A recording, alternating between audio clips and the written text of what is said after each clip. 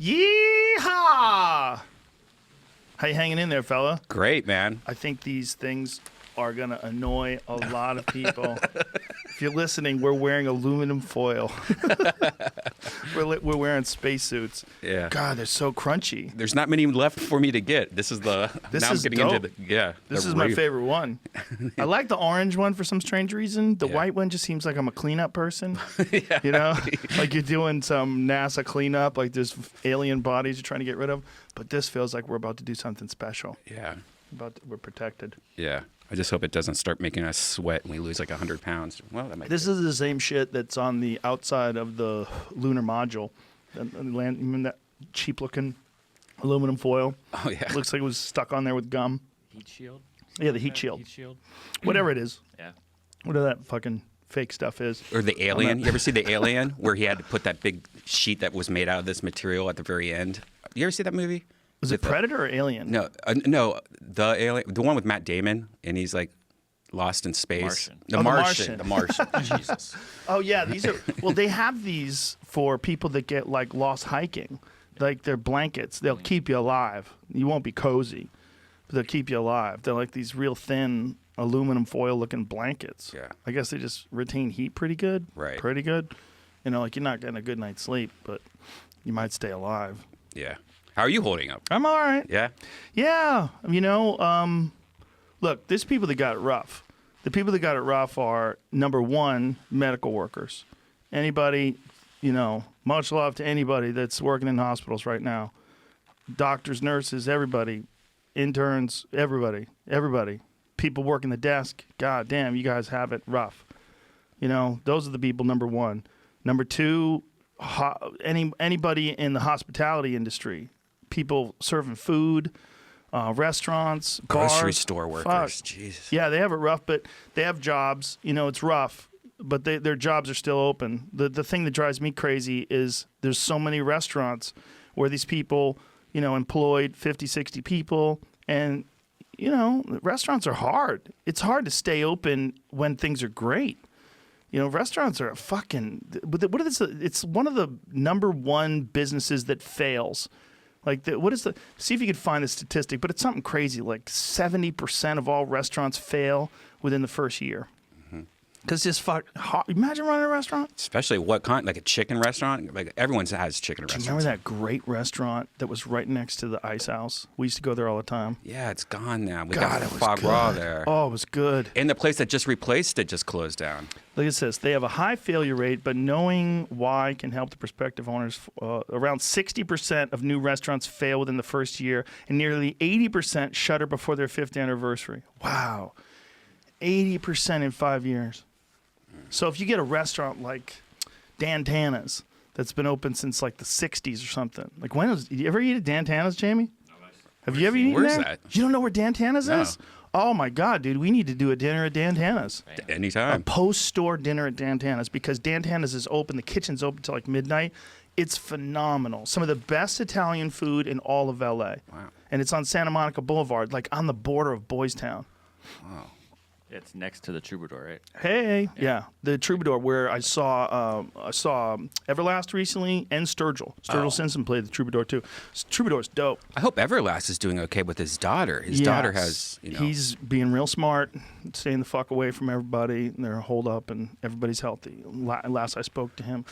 Yeah, there it is, Dan Oh. Tana's. Bro, that place is the shit. They have phenomenal pasta. They have excellent steaks. It's a really good old school restaurant that you go in there, like it looks like they haven't done shit to that place since 1970. Everything's perfect. Like that. That's what it looks like inside. I have seen the Oh, place. it's amazing. Dude, it's so good. It's so good. I love that old school Italian look, you know, with like Yeah. the red tablecloth. And the I ate there with Suzanne. Suzanne and I went to see Sturgill. And then afterwards, we ate at Dan Tana's. I was like, dude, I feel like we're real Hollywood. She got holed up, you know, some Suzanne from Honey Honey. She got holed up in North Carolina. Oh, gosh. Yeah, you know, her folks are down there. So she went down there and she's holed up. I know so many people are holed. Nick Swartzen, he's holed up in Michigan, you know, or Minnesota, rather, where he's from. You know, one of them M words. Right. One of them cold Minnesota places. thing. Yeah, my friend David he's from Minnesota. Kill Tony, he was stuck in New York, and he got out like the day before they just banned it, like all travel out of New York. But now, no hanging out with David. For a little bit. Yeah, right? Give him 14 days. Hey, man, gotta take your temperature. Jamie's got somebody in his building. Yep. Got an email yesterday. I was gonna say they just have checkpoints they're showing videos of in Florida, blocking people coming in from like New York. Yeah. So many people flew down there to bail, and they brought that shit down there. Yeah, I was reading an article, I think it was in the Atlantic, about people who are on the Cape, like Cape Cod in Boston, and they're mad that people who own summer houses out there are going to stay in their summer house. Like, hey, you fuck, this is where we live. Don't bring your cooties over here. Yeah. But they live there too, man. They own 2 houses. They still own the house. Just if you own 2 houses, like, how does that work? Like, people want their isolation, right, because they live in their town. But if somebody bought that house, this is still America. That's their fucking house. Yeah. I get it. You don't want a bunch of people coughing around you. But they don't want a bunch of people coughing around them either, which is why they went to the Cape in the first place. Yeah. Just everyone's scared. Burbank had 2 cases, and then yesterday, just a retirement home right next to my house. Somebody got it and gave it to like 17 people. So we just went up with like a ton in Burbank. Oh. It just makes me wonder, like, any of those people went to my grocery store, because now I'm thinking about that. Now I'm like overthinking. Like, I got to the overthinking where like now I'm thinking about Postmates. I Postmate so much. What if the driver sneezes on my food, or Amazon box, like the cardboard box? What if the Yeah, you got to think if you Postmate, that guy's going all over the place. Right. They have to. Yeah. And They have to. And I doubt Postmates is giving them like spray and gloves and all that. This is like the craziest way to try to stop something from spreading. In massive cities where everybody travels, where everybody's connected to everybody. So even when you have everybody on lockdown, it's like you got fingers in the dike, like trying to hold up the holes in the dam, but water's still squirting through for sure. It's not like you open up the whole dam. Right. But you got to think of all the different people that have to work, just hospital workers. Them alone, man, they have to work. The other thing I was reading in the Atlantic is I've been reading the Atlantic lately, apparently. Another article was they were talking about these doctors that can't even test people. They can't use the test on them unless they meet certain criteria.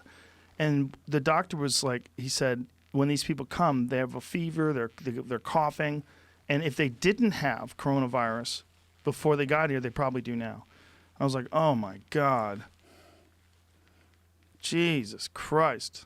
And we're not even to the supposedly the middle part of all this.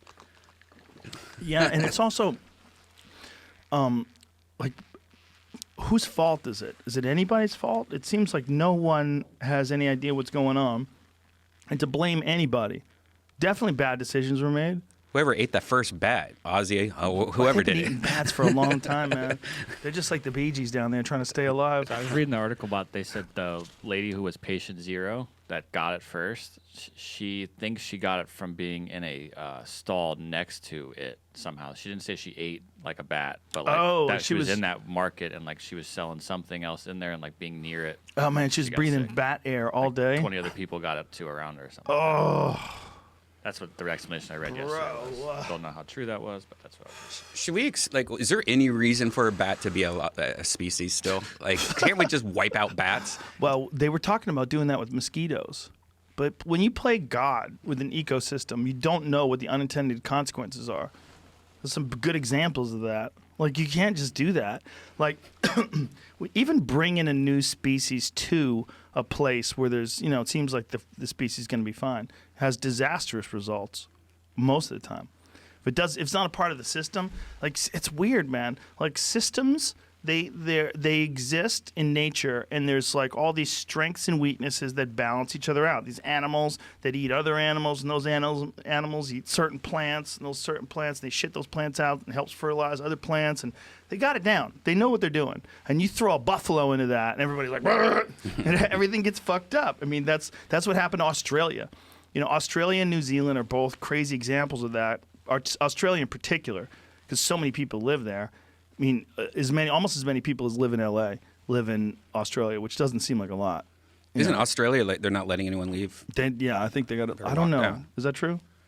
I thought I read that they were locked Probably down. should. Yeah. But anyway, Australia has wild cats, like house cats, that they put out to kill some other thing that they put out to live over there. They did a bunch of stupid shit like that. Like they have all these animals just roaming around. They have to kill them. They have to chase them down and kill them. All these deer and all these different stags and these different animals. They sometimes they have to do it with helicopters. They fly over and just gun them down because they don't have any predators. So these things just get to these preposterous proportions. Look at Japanese beetles. You know, they came from Japan and they fuck up our country every 7 years. They come in town and just. You guys ever have beetles in L.A.? I don't know, like where you have to get those beetle bags. Well, they get those bark beetles that fucked up Big Bear. Yeah. Those bark beetles. They kill all chew, the trees. Yeah, they kill a certain large number of those trees, and because we're scared of fire, for good reasons, we never let fires happen. So those trees in nature, they're supposed to burn down. And it's supposed to everything's supposed to recover, and the burn actually helps the trees grow. You know, again, it's a system that's been in place for a million years. But we're better than this. We're smarter. We know what we're gonna do. We're just gonna some beetles got over there on a boat. Who gives a shit? Some plants got in someone's boot. The seeds were in the cracks of someone's boot and wound up in the forest. And this new invasive species crops up and chokes out all the native plants. It happens all the time. What's that stuff that's in the South? We talked about it one time. It covers everything. Some crazy growth that I believe it's from Asia originally, and it made it down. Someone was explaining it to me, and I remember I was blown away because I'd never heard about it. It's like a mold, like an. No, it's like a vine that covers everything. It's like trees that cover other trees. They choke out all the life. They take away all the oxygen and sun. Ivory. Oxygen. Trees don't even breathe oxygen. What am I talking about? Kudzu. Yeah, that's the stuff. Pull up a picture of that shit. It takes over a whole forest. Jesus. Yeah, it's weird. I never even heard about it until like 3 or 4 years ago. Someone on the podcast brought it up, and I was like, "What? I wonder if I've What seen is it this? before. Look at that, dude. That stuff just takes over. Oh, so it's growing over trees. Grows over everything. Wow, that's like looks like ghosts. Yeah, it's like an alien thing that decides it's gonna like overcome everything in its environment and completely take over other trees. At least it looks okay. It looks dope. It looks dope. But it's weird, dude. It's things like that are weird. Because if that was an animal doing that to other animals, we'd be freaked out. If we like let these rats loose and the rats were like chasing down, you know, people's cows and killing all these people's cows, we'd be like, what the fuck is going on? Oh, these rats just live around cows and consume them. But we see trees getting consumed. Like, if you've never seen these photos, the stuff's spelled Kudzu. And was that in the Mississippi? Was that where that photo was from? Yeah. That last photo? Yeah, I think so. Yep. Somewhere in the South. And I don't know when this shit. See if you could find the history when it was introduced. Oh, it's in Portland, Oregon, too. Yeah, Whoa. that name sounds like it came from Asia, like Yes. Kudzu. Yeah. Japanese. Yeah. God damn you and Yeah. your When beetles. was it brought over here? That stuff is just dominating wherever it is. It's weird.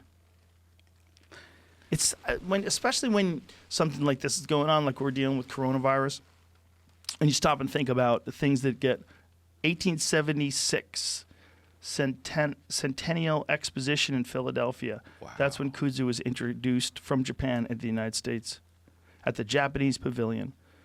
1876. So from 1876, that shit took the fuck off. Is there anything you could do, like eat it or cook it or smoke it? I don't know. Good question. That picture that Jamie had, the last picture about Portland, was talking about an eradication. They're trying to eradicate it. But how do you eradicate all that stuff? There's so much of it.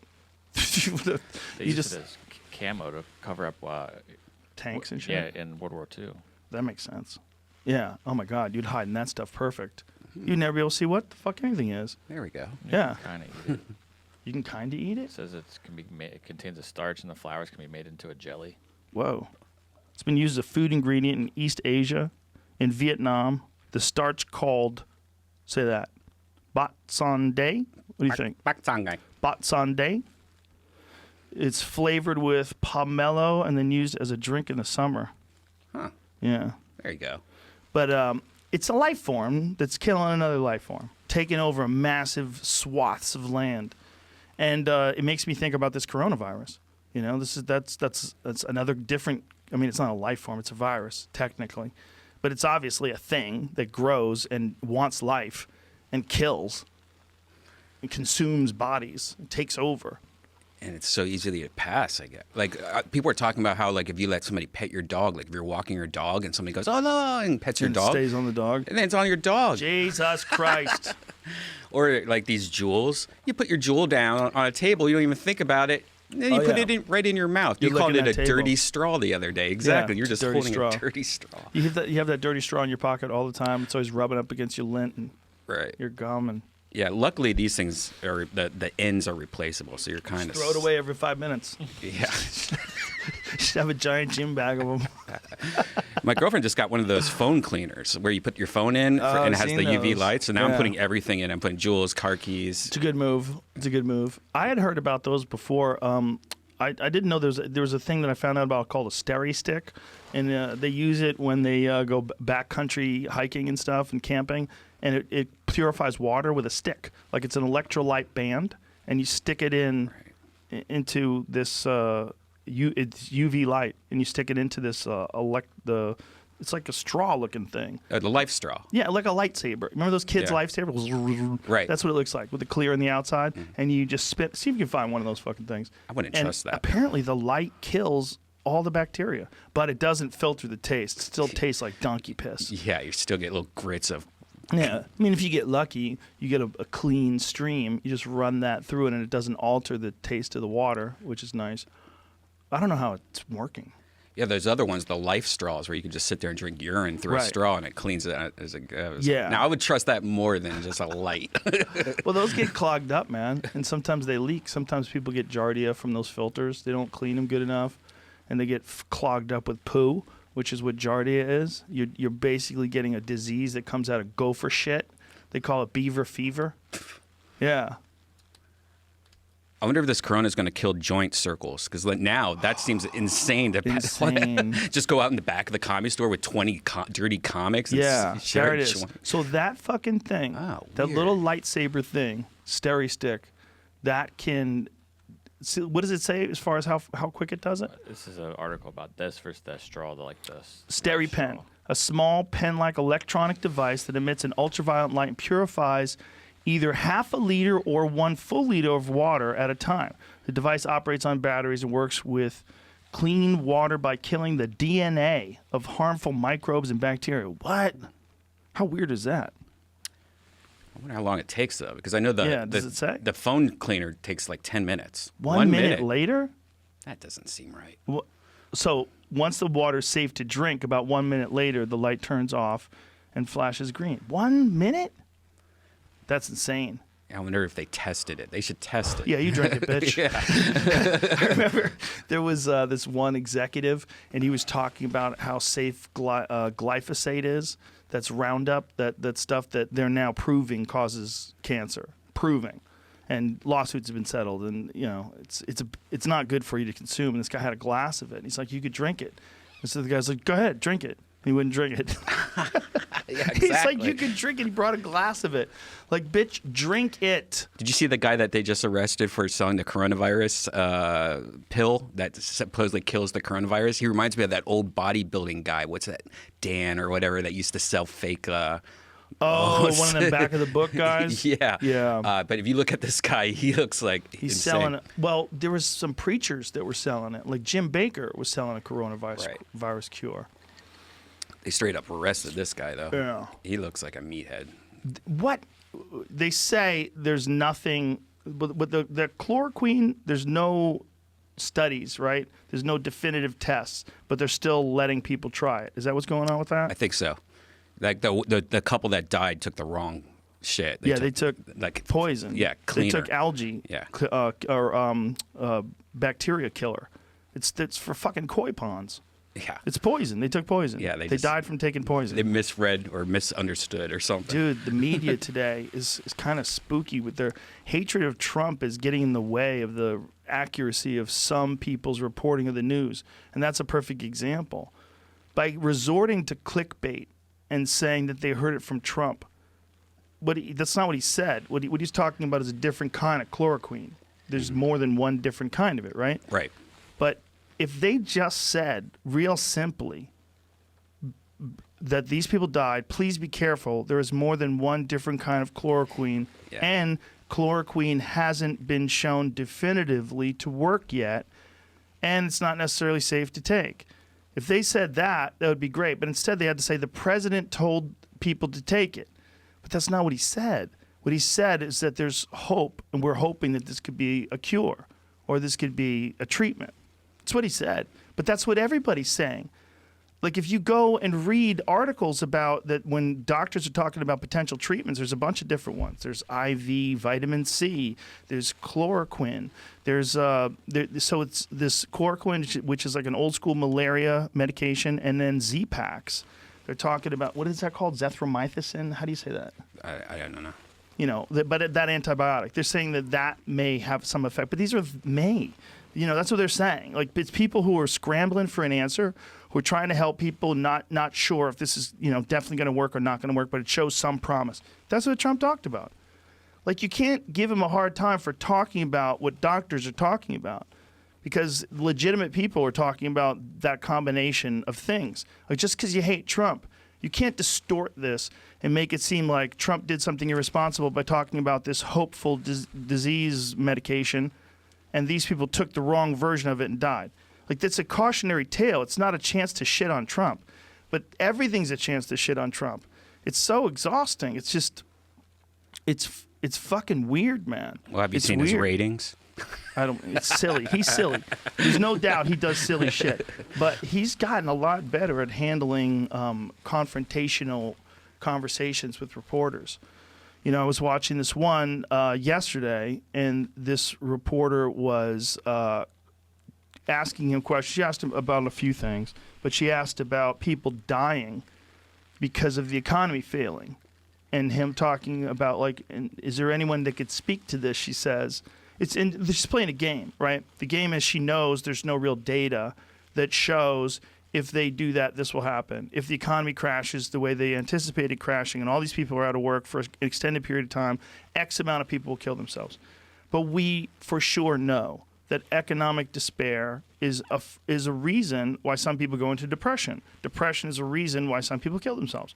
These are all facts that we all know. Like, maybe you can't pull that out of your ass when you're standing in front of a podium and you're addressing people and they're calling you out on this. And what she was saying correctly is, we can't put money ahead of people's lives.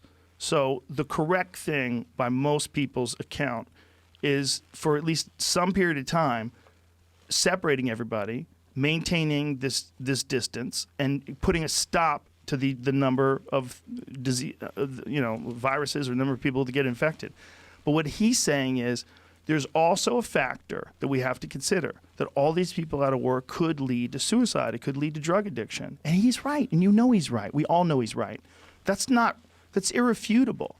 When people's lives fall apart through to unexpected circumstances, some people are hanging on by a fucking thread, and that comes along and it does them in. That does happen to people. We all know that to be true. Just because you hate Trump, you can't pretend that this isn't going to be rough for people. Or you can't pretend that him saying that this can cause a loss of life too.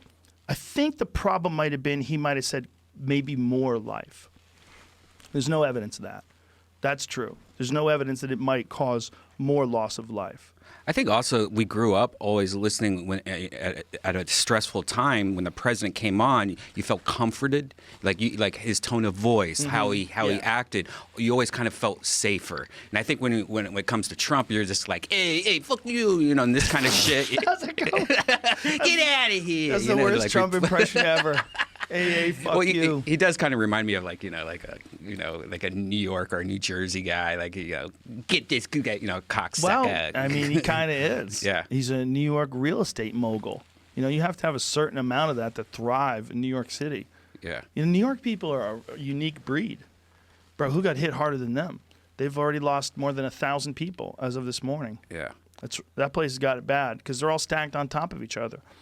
It's one of the things, unfortunately, that makes New York awesome. New York, you're just immersed. You're immersed in people. You walk down the street in New York and there's just fucking people are everywhere, man. They're coming at you. You're coming at them. Ah! It's wild. It's a different kind of way of living. I get it. all the people that love it, you know, my friend Jeff, he's lived there forever since I met him. He's my manager. And he fucking loves it. Loves New York. Just loves it. Loves knowing all the good spots. You know, loves knowing how to get around the subway. He doesn't even need a map. He loves it. He loves it. I go there. I'm like, Jesus Christ. I just go and I go, wah, whoo, and let me jump off that ride. Yep. That's how I feel about New York. Me too. Ah, but it's great.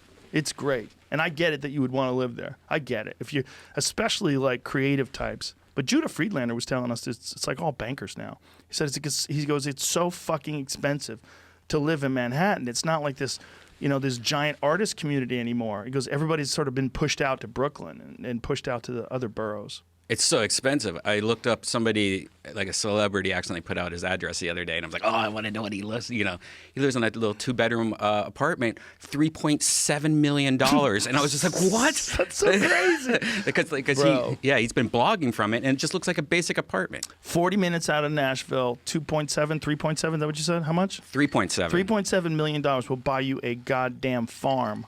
Yeah. You could have a giant ass farm with like 400 acres of land and a beautiful house with a view. Maybe have a creek in your backyard. That's what you get for $3.7 million. Yeah. You're not supposed to get a fucking apartment? No, basic apartment. It's in that Chelsea district, so I think Is that's that a good spot? I guess I don't know anything about New York. Yeah, I know that one spot that was really good that everybody's trying to convince me I should move to flooded. What's that one spot down in the base of New York? What's that one place where they all love it? Financial district down there. Yeah, there's an area down there that's like real ritzy. The meatpacking district. Oh. Yeah, but they don't call Hell's it that. Kitchen? It's got another name. Hell's Kitchen. No. Okay, I don't know. You sure it's God not damn it. Chelsea? It's not. No, it's not that. I know people in New York are Yeah, screaming we right don't live now. there. I don't know. There's some. I'll remember later. But it flooded, like real bad. Like my friend's elevator had 7 feet of water in it. Oh, Yeah, like God. your lobby. You go into the lobby. It was filled with water. It starts with a T. God damn it! It's driving me crazy. Tristan. Fuck. Tribeca. Yes. Thank you.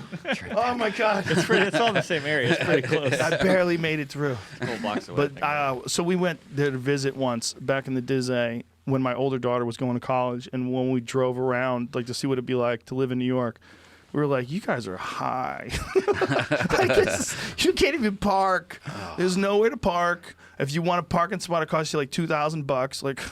That's a kind month. of it. Like maybe if you don't like cars, you'd like New York better. But like if you have a car, Yeah.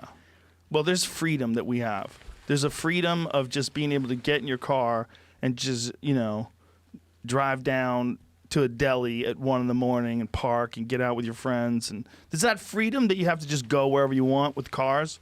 Once you get used to that and you get used to not being on top of people like the subway, you get just like, you get spoiled. You get spoiled. But there's a benefit to being on top of people too. New York is way more diverse in terms of the way people interact with each other. Like like rich people are walking down the street with poor people who are walking up the street, and everybody's together. There's no everybody together in L.A. You know, there's no time where everybody just intermingles. It's like people stay in their neighborhoods, or they go out to bars and restaurants, and they go back to their neighborhoods. They're not walking past each other for prolonged periods of time to and from work. You know, in the neighborhood, going from place to place, just walking around. It's kind of ironic that the most urban place is the place where the people walk the most. Kind of ironic, right? yeah. I mean, any place that's less urban, everybody just drives everywhere. Because it's easier to just get in your car and drive somewhere. But there, it's so hard to park. Everybody just walks. Imagine if everybody in New York had a car. That would be the most ridiculous thing ever. You actually couldn't do it, right? No. How many million people are in New York? Well, In Manhattan. Just Manhattan. that live there, Yeah, what do you think? a couple. Like 7? No, it's less than that because like Brooklyn's way bigger. Really? Yeah. I mean, most people are driving into the city. Okay, work but- for the day and then they leave. Let's take a bet. I bet it's more than that. I bet it's 5. At least 5. I just heard a discussion about it the other day. Oh, People that what'd you live hear it there. on? That like some guys talking about how Brooklyn, if it was on its own, not part of the boroughs, it would be like the 5th largest city in the country. Is this guy just someone hanging out with you, People- or no. Like there's a podcast discussion. About, like, Oh. they live in New York and they're just talking about. that's shit the like problem? I heard shit. Well. Let's Google it. I say 5 million. What do you say? 3.7. Oh, it's a good hedge your bet move. And How you many say people 2? live in Manhattan? Yeah, Probably full-time less than residents. a million. Wow. Holy shit. That doesn't seem right. It's not that big. Manhattan? Manhattan, like the borough, or all of New York City? No, Like, just you match- Manhattan. Just Manhattan. Yeah. It's not Yeah. that big. I bet it's bigger than that. So it's like a Burbank at night. Everyone leaves. There's no one actually There's that no lives way there. it's a million. There's no way it's a million. There's so many people that live there. 1.6. Wow. Oh my God, that's bonkers. Is that in the 30s? 2020. 1930s. 1.6. And how many visit there to work every day? That's got to be fucking stupendous. What do you guess? Every day. 3.7. I'm saying 5 million visitors. How many? 65.2 million tourists in a year. Oh, what does I that don't mean? know. But that's I'm trying to get per tourists. day. I mean, commuters. Like I know, work there. I Yeah. How many people do you think commute there every day? 3.7. It's an interesting life, man, and those people that love it when they go somewhere else. Is that what it is? 1.6 to 3.1 commute every day, so it doubles. Oh, the that's it, huh? 3.1. Wow, I would have guessed it would be. I would have guessed that Manhattan was like 7 million people. What is like the whole of New York City, all the boroughs That's together? what it all. It's like close to like 10 to 11, 12 when Wow. you get everything all together. But But Manhattan itself is, yeah, was a lot of fucking rich people. You see some of the places that are for sale in Manhattan. I don't know what happened, but I got on a YouTube thing where I started watching these ridiculous apartment buildings in New York City that they build, where they build them specifically for like, some crazy Arab oil dude who's got a shit ton of money, wants the dopest fucking house on the planet Earth, or some hedge fund guy who's about to get busted before he wants to go out with a bang and Right. spend all his money. But they have elevators and fucking theaters and huge home spas, and they have some of them actually have garages. You can actually park in a garage in New York City, and Wow. they show it's like the crowning jewel of this building, a garage. You actually can park your car in New York City. I'm like, wow, what is wrong? What did you do? Yeah. It's weird being on Facebook. My friend's a realtor, and he'll just post like, oh, here's a 8-bedroom unit in Texas, $200,000, and you're just looking at like that's Scarface's house. Like, I want to buy that. Yeah, you'd have to. If you lived in Texas, would you go Austin? There's 2 moves. No, there's 3 moves really. Right. There's Austin. If you're like, yeah, I want a hand tattoo. Yeah. I love craft beer, and I like going to see live bands. Or you're Houston, where it's like you really love oil money. Or Dallas. I would definitely not do Houston because of the weather. Too And, funky. Yeah, it's too humid out Summer there. gets hot. And it's too much flooding lately. do They're out flood. of control. Like my ex-girlfriend's house, her parents' house got flooded like 4 times. They rebuilt it, and then it got flooded, rebuilt it. Remember that one time Dallas. when we were at the Laugh Stop, and after we left, the entire city went underwater. Yep. Like the hotel where we were staying at doesn't exist anymore because it went underwater. Yeah. Sad. Dallas is the move, I think. Miss the laugh stop. Yeah, Dallas is my favorite. Because you could always drive to Austin, then you can get out before anybody just annoys you. And Dallas is pretty close to Los Angeles. It's got a lot of money and it's very rich, and so everywhere you go, it feels very LA. And they have less healers per capita. yeah. You know what I mean? Don't get me wrong. I fucking love Austin. I love Austin. But there's a high percentage of knuckleheads that are like wrapped up in the spiritual sort of aspects of nonsense. Takes one rock store to ruin that, though. One crystal store. Oh my God. One person who's a channeler who's doing seances at their house. you think their business is picking up right now? No. Protecting people? No, people need money. People need money. They're not going to spend their fucking money on some nonsense. They're in the back of their head, they know it was nonsense. You're hearing way less people complain about nonsense right now. You know, you don't hear the standard outrage at stupid shit. What you're hearing now is people really concerned about people's lives. You know, and I'm hoping that this is going to last.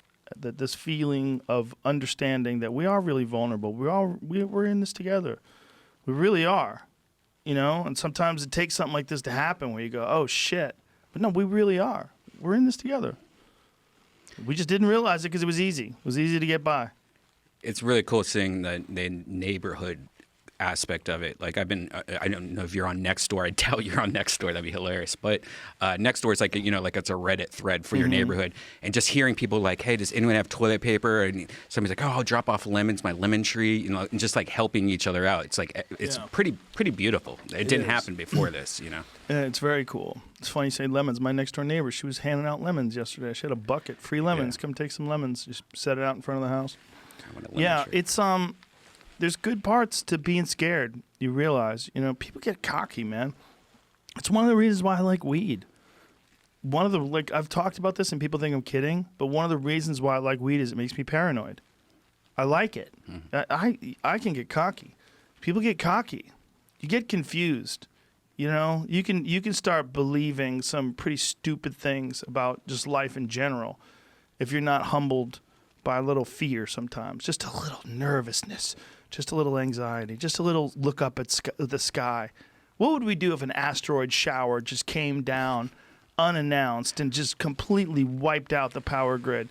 You want to talk about death and disease?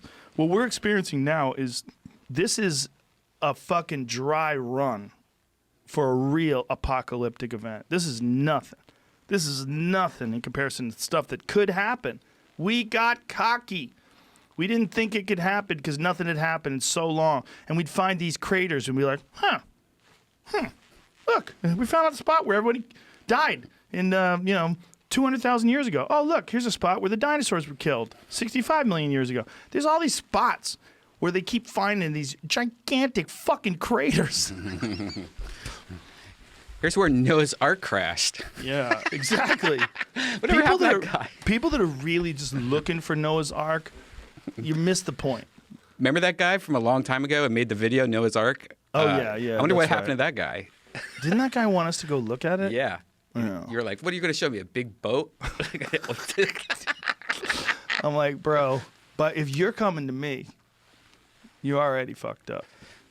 You're coming to me to release your Noah's Ark information.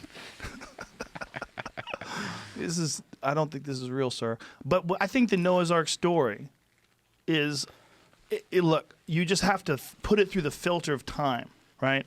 We're talking about thousands and thousands of years ago. And we're talking about people likely telling a story for hundreds, if not thousands of years before it ever gets written down. And all these different versions of it get tossed around. But the heart of the Noah's Ark story is a cataclysmic event happens, and this one guy collects a bunch of animals, and he restarts civilization. That is, you could easily put that through the filter of interpretation and say, I bet what happened was there was a small group of people that survived some sort of massive cataclysmic event, and one guy convinced someone, or they made it up, that he knew it was coming and that God had been talking to him, so that's why he was able to lead everybody. And then after they tell the story 3,000 different times, it gets all whacked out, and God comes down and tells him, Noah, you got to build a boat. So he builds this boat, and everybody laughs at him, and he brings on 2 of each animal. It's the dumbest story ever. But it's a story that clearly it's not a real story, right? Because I had that bit about if you told that to a 5-year-old kid with a mental handicap, he would be like, "There's a lot of holes in that story." Remember how that bit? I love that bit. That bit was, but the accuracy of it is like animals eat other animals. You can't just have 2 of each animal on a boat. That's ridiculous. That doesn't make any sense. That makes 0 sense. Like, what are you doing? Why are you lying to me? Something else happened. But what they're trying to say is some animals survived and civilization restarted. They didn't know how big the world was back then. People 4,000 years ago, or whatever it was when they first wrote these stories down or even had these ideas, those people had no idea how big the world was. They were in their spot. If some shit went down in your spot, you thought the world was ending. Can you imagine if you're living near Pompeii when that Mount Vesuvius blows and the whole fucking town gets covered in ash and everybody dies? Imagine if you're living anywhere near there. You would think that hell just broke out in the world. You wouldn't think, in Thailand right now they're just chilling on the beach. You wouldn't think that. You would think it's over like this for everyone everywhere. Meanwhile, on the other side of the world in fucking New Zealand, they didn't even know it happened. They had no idea. They're just hanging out. Meanwhile, these people are dead as fuck. covered in ash. Over in New Zealand, they're just hanging out. You know, like that's how the world is. The world's huge. And if some shit goes down in one part, back then you didn't know. So if you were one of the people who survived when some shit went down, you would write about it. And then people would talk and they'd tell that story. And they'd pass it on to other people. And they'd pass it on to other people. And somewhere through these stories, they figured out there's like a framework in here for telling people that shit could go down and that we have to work together and that we have to believe in a higher power. And that if you believe in a higher power and you believe in something else that's bigger and better than you, you'll do better things while you're here. You know, it's so obvious. Obviously, I could be wrong too, but that's my take on it. And I think we've just had this giant stretch where none of those things happened. You know, we've had a couple of 100 years of pretty easy life in terms of natural disasters. You know, you got your occasional hurricane. Again, if you were there, you would think it's hell. If you were where the tornado hits, when we're chilling here in LA and a tornado hits Louisiana, we feel bad. You see, 36 people died in a tornado. We feel bad, but you don't feel it. You know, you don't know the sky monster's coming to take your loved ones. But if you're there, that sky monster is a real thing. It's a sky monster. Just because it doesn't have fangs, just because it doesn't laugh at you while it's ripping your family apart and throwing fucking bathtubs in the air. And you ever seen? There's one video of a semi, like a semi truck, spinning in the sky. Was it Twister, the movie Spinning Twister? in the sky. No. It was real. It was real, you son Really? of a bitch. Yes. Yeah, it hit, that's hilarious. It hit a parking area for semi-trucks. And these semi-trucks were literally getting flown around in the air. Oh, shit. Yeah. I yeah. think we found this before. Dude, it might be Twister. Was Helen Hunt in No, it? there it is. Okay, look at this. Look at it. It's flying in the air. Oh, my God. Look That's at that. just like Twister. It's just like Twister, but it's real. And it's metal. Dude, this is probably several thousand pounds. And they're just getting flown through the air by the sky monster. Now imagine if a huge dinosaur came through town and did the exact same amount of damage, killed the exact same amount of people. You'd be like, fucking Godzilla's real. Oh, shit. It's a fucking lizard monster. But we're not scared of the sky monster the way we are of the lizard monster. You would never live in the land where the lizard monster comes. And he just right? disappears. He just goes back up in the clouds. Yeah, you see him over the mountains. You know he's coming. You're like, fuck, we got to get out of here. That's just like the sky monster. But he doesn't chase you. Sky monster's blind. He just, whatever's in his path, if he gets lucky and catches a town, he just rips that fucker apart. But if he just goes through the swamp and sends alligators into the air either, he doesn't give a fuck. Sky monster's just doing sky monster type shit. He's not targeting specific individuals. But the lizard monster would. That's the only difference. Are you talking like if Godzilla's real? Yes. If Godzilla's real and he only went to Louisiana, who the fuck is going to live in Louisiana? Imagine if Godzilla's proven Godzilla's never gone outside the boundaries of Louisiana. You go to Louisiana, everybody's running from Godzilla. Well, no one in the movies leaves Tokyo. They stay there. They're just like, hey, Godzilla's back. Have you ever been to Tokyo? no. Brian and I went to Tokyo. It's pretty dope. I missed I hope I Tokyo. can go one day, maybe. If it's still there. Yeah, If it's still there. That'd be fun to They'll edit let us in. Godzilla into all these tornado movies. But if you think about it, man, this virus, I've been saying this about all viruses, that diseases are like demons. You know, and we just, if we were losing, like, have you seen the numbers too? This is something that my friend Steve, who's a doctor, sent me. And this is a fucking a series of crazy statistics. But the crazy statistics about how many people die. Like, it puts it into perspective. I mean, and all life lost is valuable. All life lost is a tragedy. I'm not saying anything other than that. But what I'm not diminishing anyone's loss of life, but what I am saying is I was stunned when I saw the actual numbers. So 2017 to 2018, H2N3 pandemic killed 61,000 Americans. Did you know that? Mm-hmm. I didn't know that. I didn't know that. Did you know that, Jamie? I've heard numbers like that recently, yeah, but not before. 2017 to 2018. Hospitalized 30,453 and estimated affected was 894,700 people by that flu. That's crazy. Overall death rate was 7.5 with a peak in January 2018 of 10.8. Again, I'm a moron, not a doctor, reading you a text message. Maybe I shouldn't be doing that. Maybe someone should look into this. 2009 pandemic. No, this is the one that Bert said he had. He said the H1N1. It killed 83,300 Americans. Jeez. Death rates range from 4% to 33% for pediatric. 0 to 22% for 18 to 64. For 0 to 4% for those over 65. Man. This is crazy. U.S. cases 60.8 million, 274,000 hospitalized, 12,469 deaths in the U.S. Like, I'm just going over all these different ones that happened. Flu of the year of 2020. Cases reported 45 million, hospitalizations 415,000, deaths 48,000. That's for the 2020 flu, this flu season. There's so many people that die of the flu. But obviously, when you see healthcare workers freaking out, you know this is different. So what is different about it?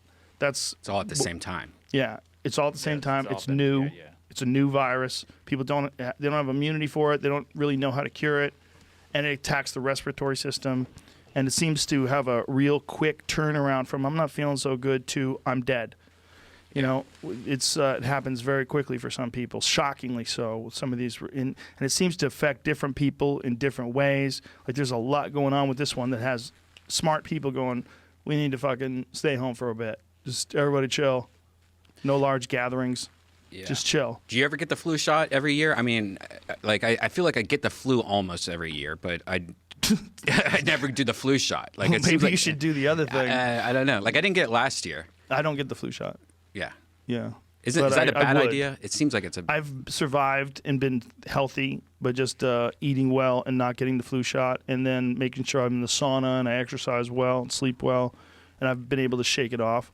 But it's a good move.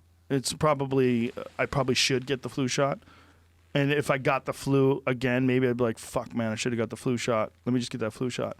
But I mean, whether it's diet or whether it's all this shit I'm on, all the different vitamins and hormones, and the fact that I'm in the fucking sauna for 25 minutes every day, but I rarely get sick. It seems like you would get it more just because you're around like gyms and saunas and like places where there's a lot of sweat and. The only cooties I've gotten in the gym that scare me is staph. Yeah. I've gotten staph a couple of times. That scares me. Did you ever get ringworm? Yeah, I got that a bunch of times. I got that twice at least, maybe 3 times, which is not that bad. You put Lamisil on it, stay off the mat for a little bit.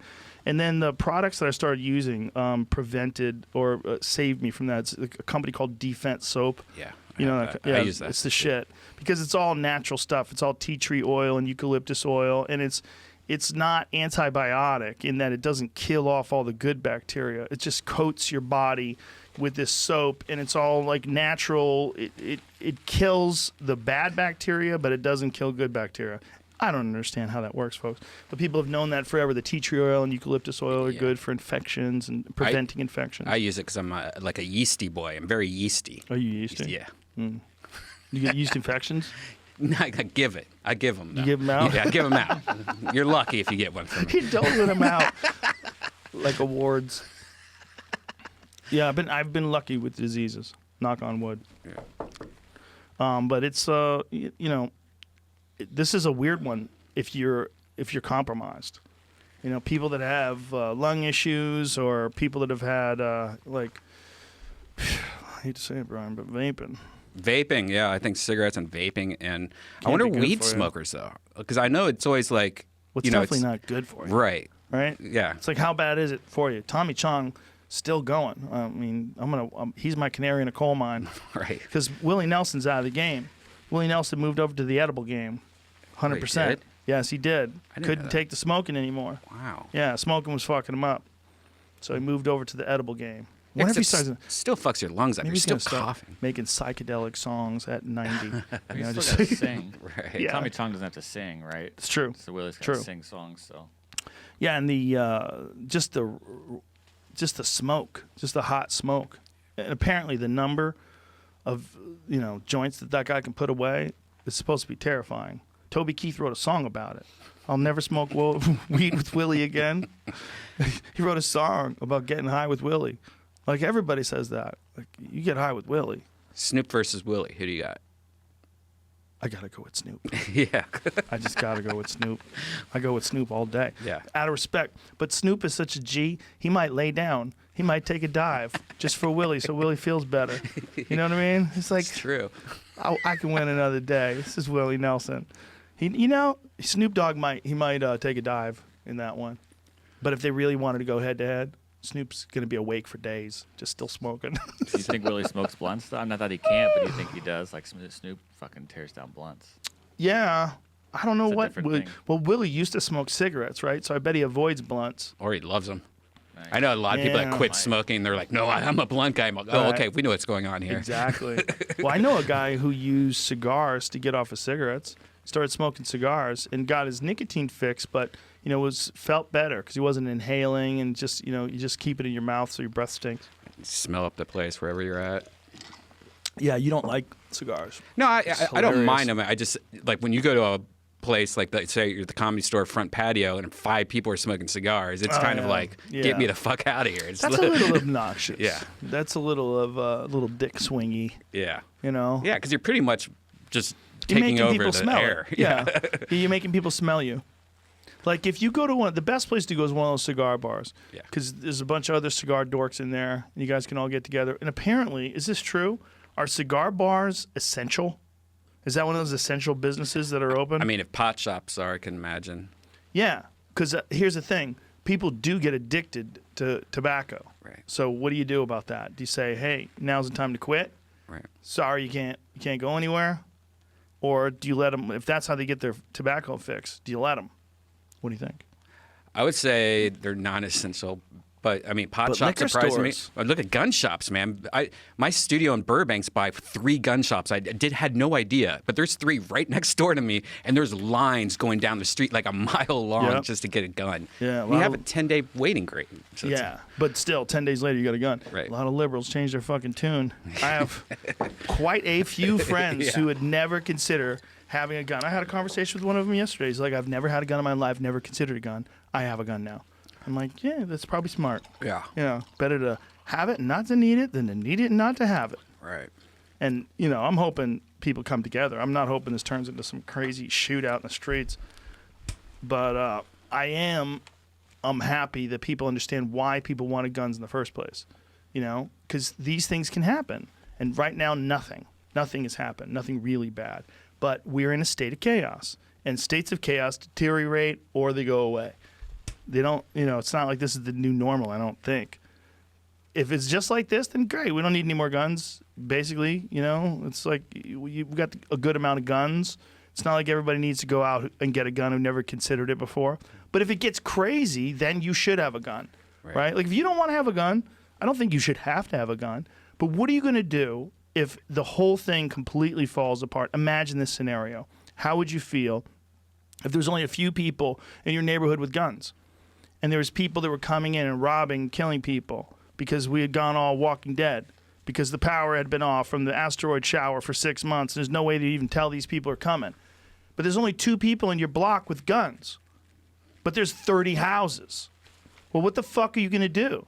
You only have 2 guns, and there's 30. That's not good. Right. See, that's what people are scared of. What people are scared of, and maybe they're wrong, but the preppers right now are the ones laughing their asses off. The people with fucking jarred peaches and shit, those people that you see on TV with their own well, they're laughing right now. They're laughing. They're hoping it deteriorates even further because they could take over. They could be the king. Yeah. I wish I had a gun right now. Like I have like a bunch of fake guns, and I'm thinking, But you never thought about having a gun before. Well, yeah. I mean, I'm one of those guys though that I didn't grow up with guns, so they're kind of intimidating. And I feel like I'm somebody that one night would be wasted and be like, I'm gonna make a funny YouTube video. Oh no! There are a lot of dorks who do that flash guns on Twitch and wind up shooting. Or it's a like monitor. trusting yourself. It's like It's just you. The problem is you could just buy a gun if you're not a criminal, right?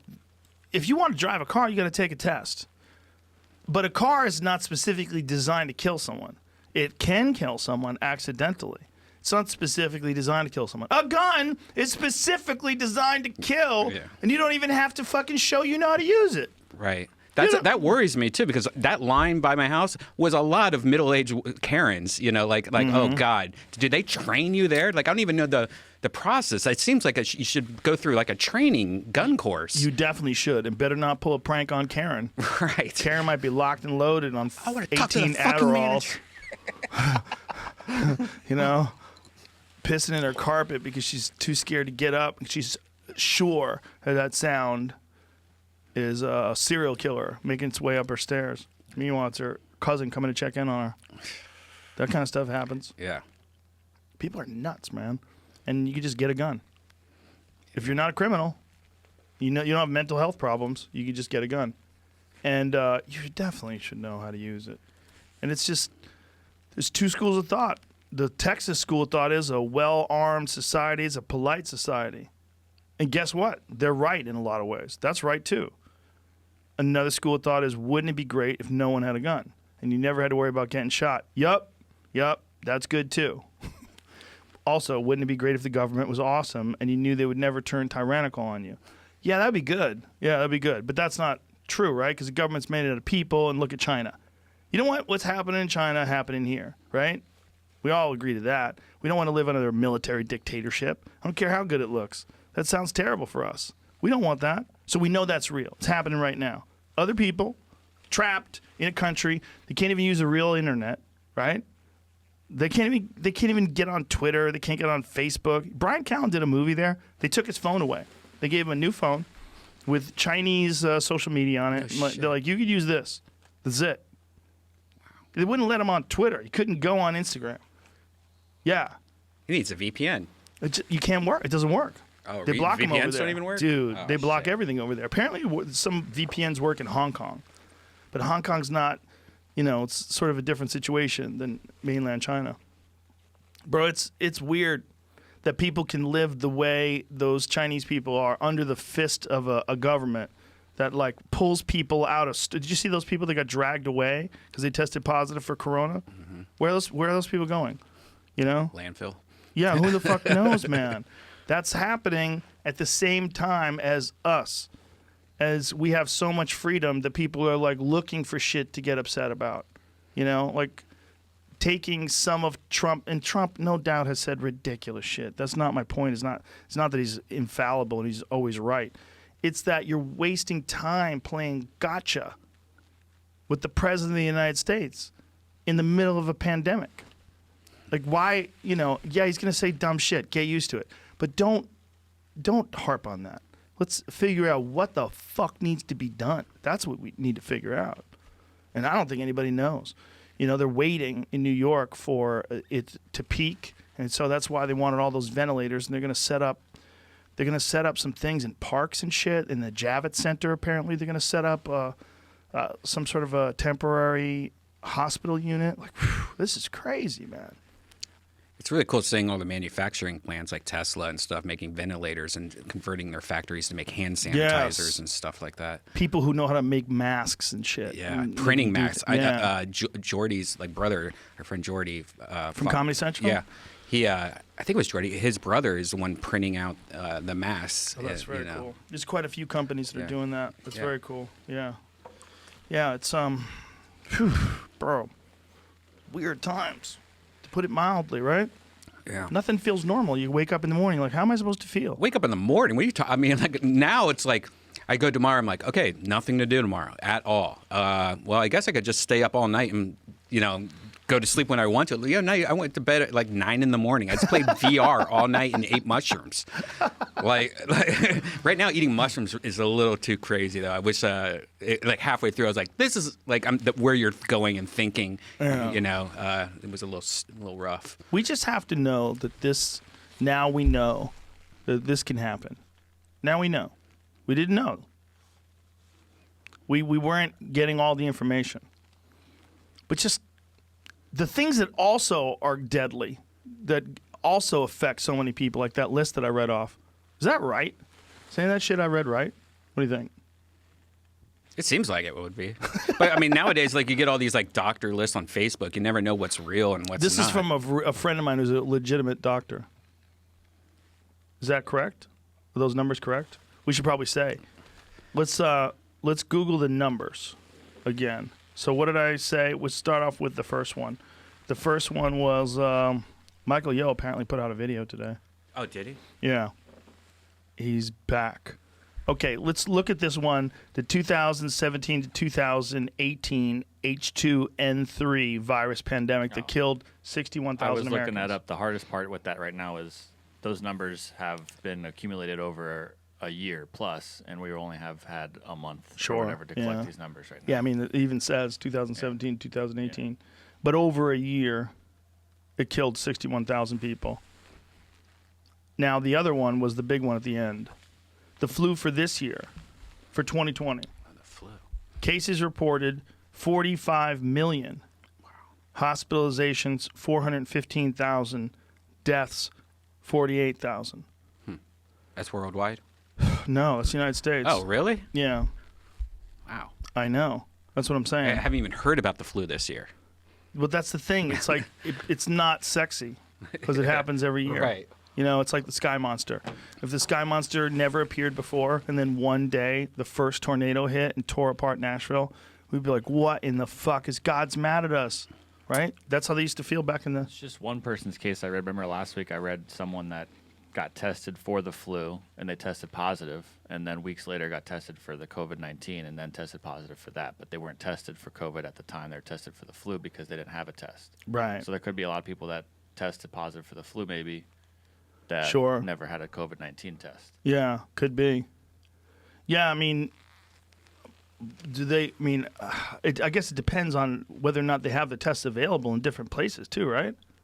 Now, I'm just now reading too. There's a new test that just got made today. That's faster results. Oh, yeah. Than There's a 2 weeks or 5-minute something like test. that. Like, it's like an easy bake oven of testing. Jamie, what are we gonna do if you test positive? Oh, yeah. I don't know. Yeah, you're in contact, bro. I already have it then. Oh, I mean, I could be. because I'm testing positive doesn't mean Right, could be. so it means You're out there spreading it, Carrier. Get out of here. son of a I don't bitch. know. Like, Don't pet my dog, you fuck. Oh, that's too late. I didn't even think of that. I don't. They sent the email out. What was yesterday? Saturday, I guess. So like, It's too late.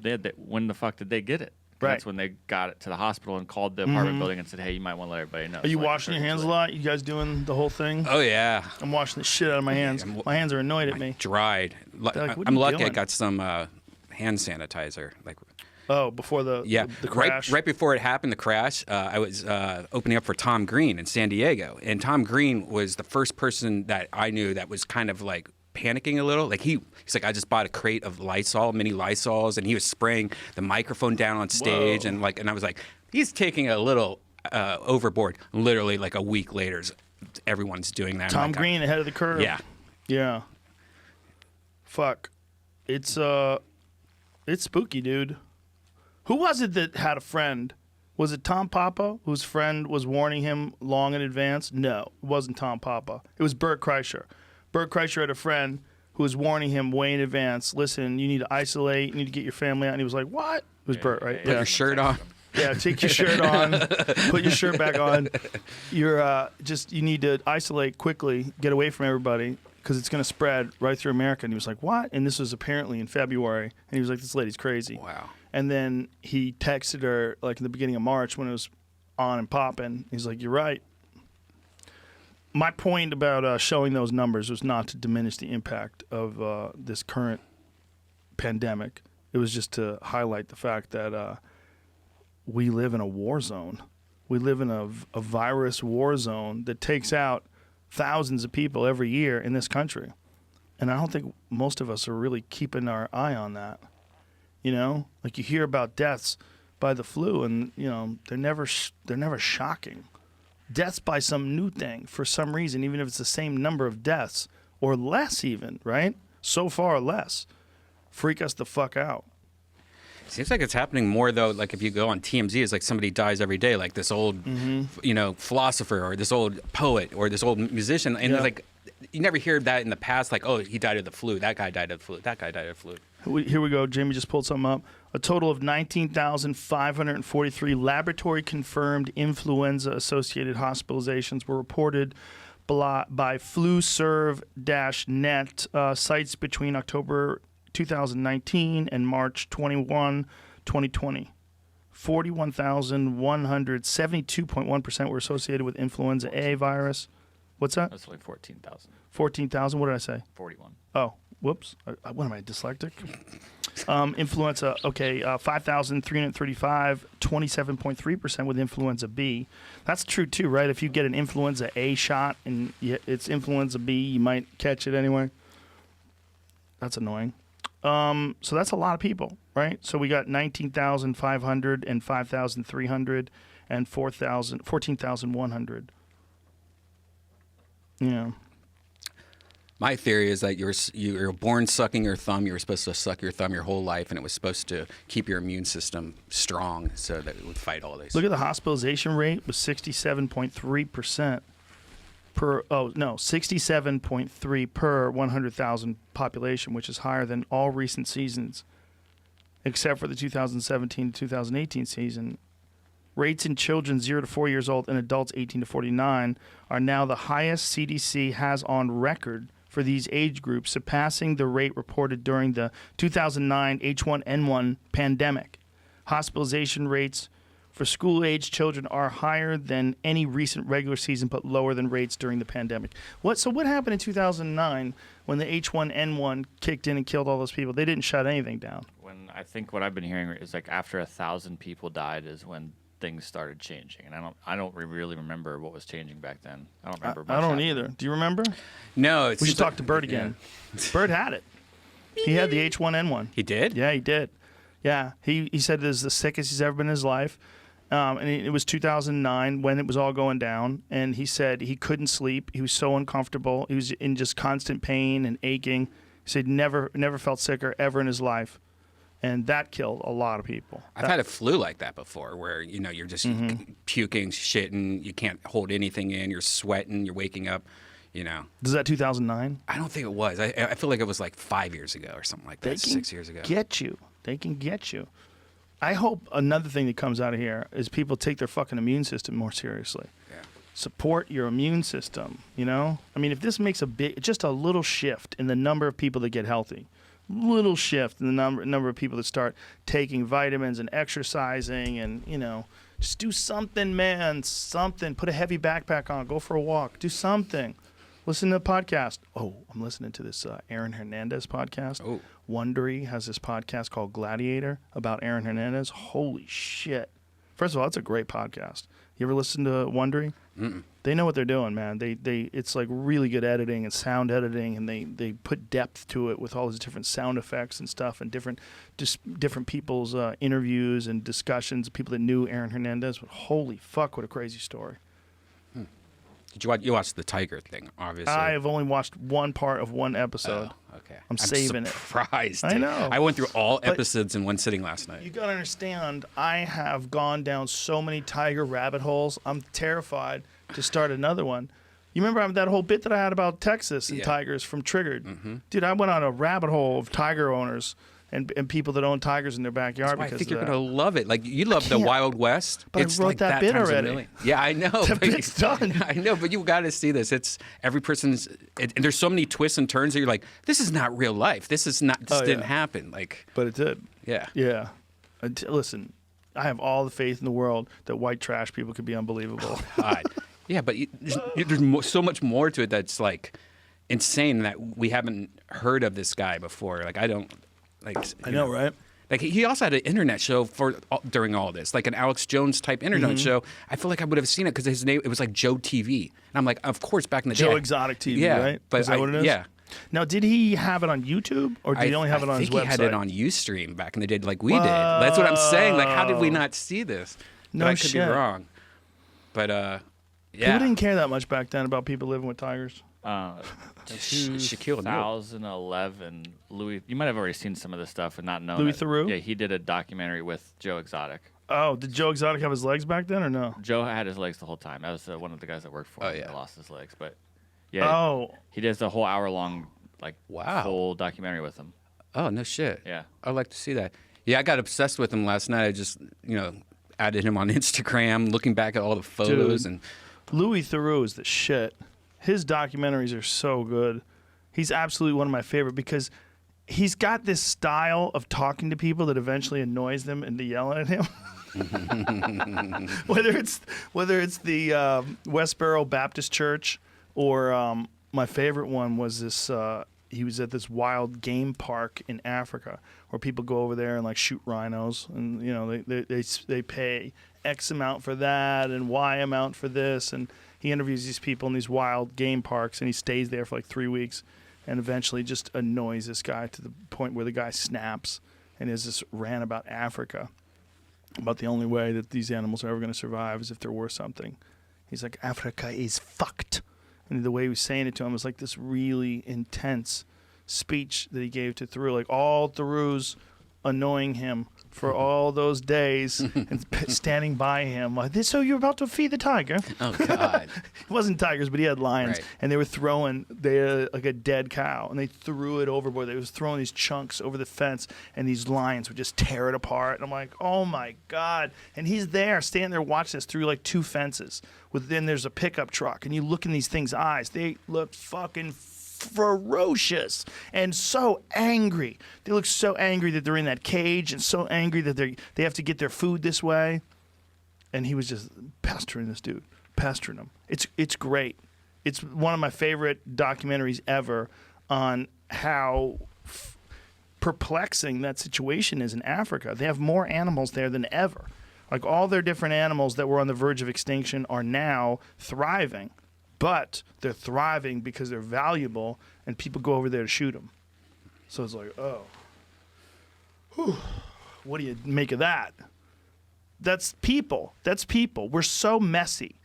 Like we never do anything like these animals were on the verge of extinction, but now, due to the generous donations of the millions of people in the world, these animals are healthy and they're thriving in numbers greater than we've ever seen before. We could just go out in a car and watch these lions take out these gazelles.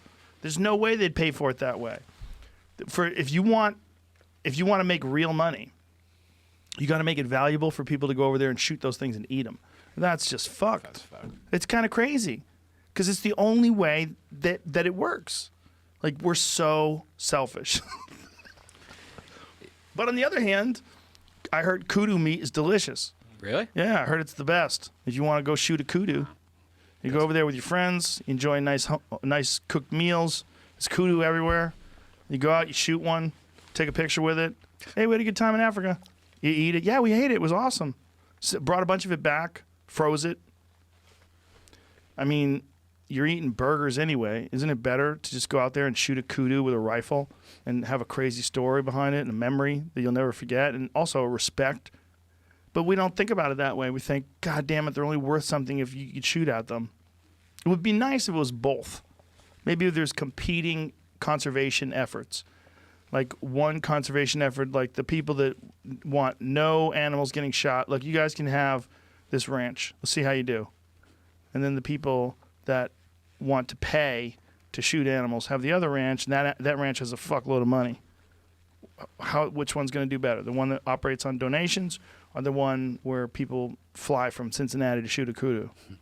I bet the one where they fly and they pay to shoot a kudu, I bet that one does better. A lot of similarities with this tiger movie, man. What you just said. Well, Texas does. I mean, it's another place where Texas is like they don't give a fuck. That's a whole different kind of America. Remember Ohio when they had to change that law, and I think it was Zanesville where The guy, he let all his animals out, and there's He just shot tigers. himself. Yeah. We watched that. We watched clips of that in the Joe Exotic, the Tiger King. When you see the beginning of it, that's really disturbing. You see all those animals, those cops had to shoot. Yeah. Virtual reality hunting is probably going to be the future, actually. Did you ever see Tyson when he was explaining to me why he got a tiger? Yeah. I love Tyson, man. Have you been listening to his podcast? He's great. He's great. Amazing. He's so genuine. He's so genuine. Look, that's what we all want. You know, whether we agree with you or not agree with you, we want you to be there for real. Like, maybe you're making mistakes. Maybe you're looking at things the wrong way. But I want you to. I can't listen unless I know that you're really there. Mike Tyson is really there. When he's talking about anything, he's not bullshitting you. He's not an actor putting on a facade. He's Mike Tyson. And there's something about that, man, that especially in like these fucked up times where everything is confusing, it's very refreshing to see someone's authentic take on the world and be honest about their journey in life, and whose journey in life has been more strange and out of the ordinary and spectacular than Mike fucking Tyson. I mean, Mike Tyson has had one of the most extraordinary lives a human being has ever had, ever. You know? And people, they might try to diminish that in some way because he's had some run-ins with the law, or because of the nature of the way he became famous by being the most violent man on the planet, the best heavyweight boxer of his era. But to get to be someone like he is, you have to have some extraordinary horsepower inside your will. Like, your will is a supercharged engine. There's something about that guy's will and his mind. He might not be the most articulate, most well-read, most studied man on earth. He's not that, but he's extraordinary.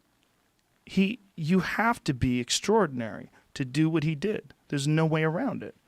He was so much better than anybody else when he was coming up, and you can only maintain that kind of power and that kind of ferocity for a certain amount of time. I feel like a person at that kind of pace that he was at, you can't really maintain that very long. He was such a destroyer.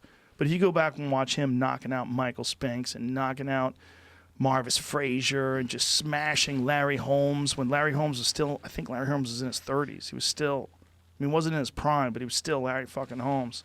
He smashed everybody. I miss those days of like watching TV, the old Tyson fights. That was like a Super Bowl every time, just getting right. It was a family affair. You get the whole family around. I know. Everyone would get together. But you would get great. mad if he was going to fight someone who was going to be like 15 seconds. Like, fucking Bruce Seldon. Come on, man. You get mad. Did you see this little clip of him before the Fury Wilder fight? Where No. he meets Chad Johnson in the back of the arena. Oh, no shit. And all right, watch what the interaction. Why this went big is because the interaction when he notices the cameraman behind Chad Johnson. Hey, are we following going him. to get pulled? I'm not going to play the whole thing on. It's only like 10 seconds. Okay. It went pretty viral though, so it's like newsworthy-ish. What went viral about it? Watch his Okay, mic. here we go.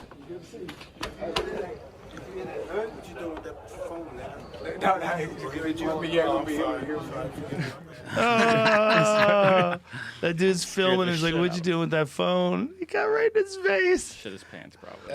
Oh, how would you not shit your pants? Yeah, Mike Tyson is tired of people filming him.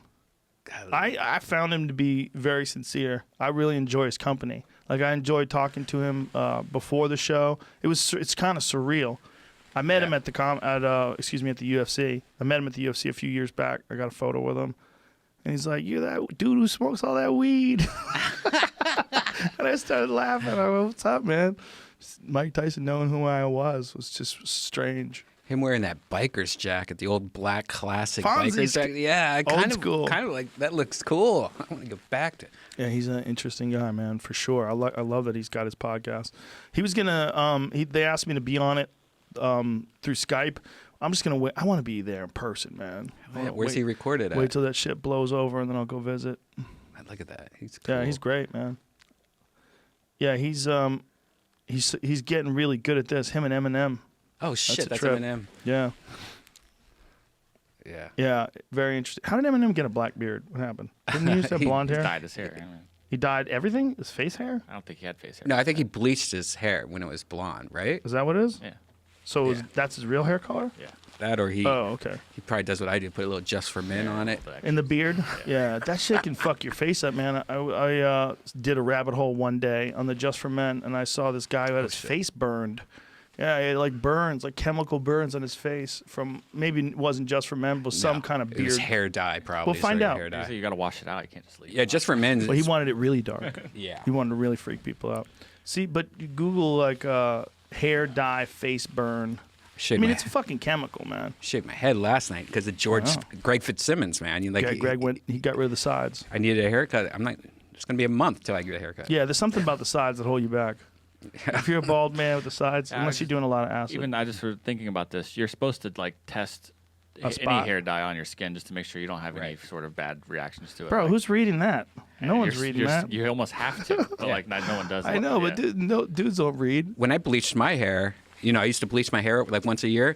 there'd be burns, there'd be scabs in my hair. I would just peel out scabs because it just fried my head. Well, they said that there's a link that they're exploring between women dyeing their hair and breast cancer. Have you read this? Oh. Yeah. There's always a link of something.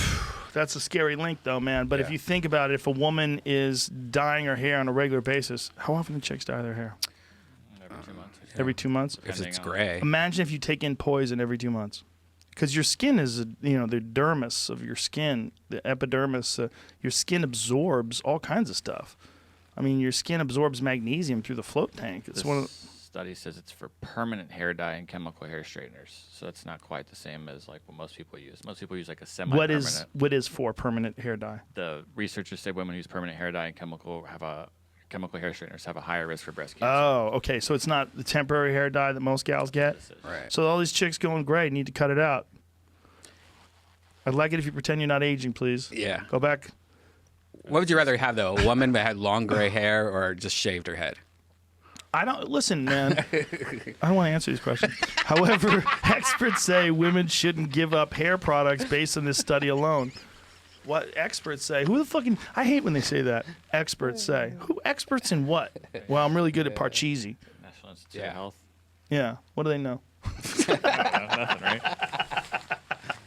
I don't know. I don't trust anybody, man. I'm going Eddie Bravo on this bitch. They're all lying. Liars! They're all in bed with the fucking dye company. For chicks, the head shave is a scary move. Yeah. It's a scary move. Some girls pull it off, though. Some gangster gals have done that during isolation. They've shaved their fucking heads, gone with a crew cut. Start wearing wigs. Girls can wear wigs, man. Yeah. Yeah, girls can wear wigs. Guys cannot. Nope. Nope. I got a pretty good wig right now. Girls can do whatever they want. We'll still fuck them. Imagine if guys had fake tits. Girls would be like, "What are you doing? Those ain't even real muscles." They're way more picky than we are. You know, if they have fake boobs, we're like, awesome. We don't even care if they're fake. We know they're fake. It means nothing. It's not like we need to be tricked. We're so stupid. We're like, oh, look, you got water bag. Make them poke out more. I like better. We like the so fact weird. that they look fake as fuck. It's like there's a shape burned into our DNA, and that shape is plump tits. And whatever you need to do to get to that. But if a guy had some plastic rod in his cock that stretched it out and made it harder, if women found out about that, they'd be like, ew, yuck. Yeah. Dudes are not allowed to have fake hogs. Do they like would a woman prefer anything fake on a guy? Do they like anything at all? I'm sure some women. Yeah, attention spam. They want you to pretend. They want you to pretend you give a fuck about their dumb stories. You gotta sit there. Oh, and then she said that, huh? That's what some women like. And some women don't even like that. See, can't generalize. Don't be a sexist pig, Jamie. So embarrassing. You're I'm asking effeminate. questions. I'm trying So to learn over embarrassing here. to be on this podcast Trying and to you say something so sexist. There's dudes that'll do that. They'll throw you right under the bus. Be very careful of those people. Very careful of those gender traitors. Those guys who they know you're fucking around, they'll throw you in front of the bus, right in front of the ladies. Why will they do that? Because they're weak cunts. And there's a lot of them out there. And those are the ones that don't have guns, I bet, right now. Those are the ones.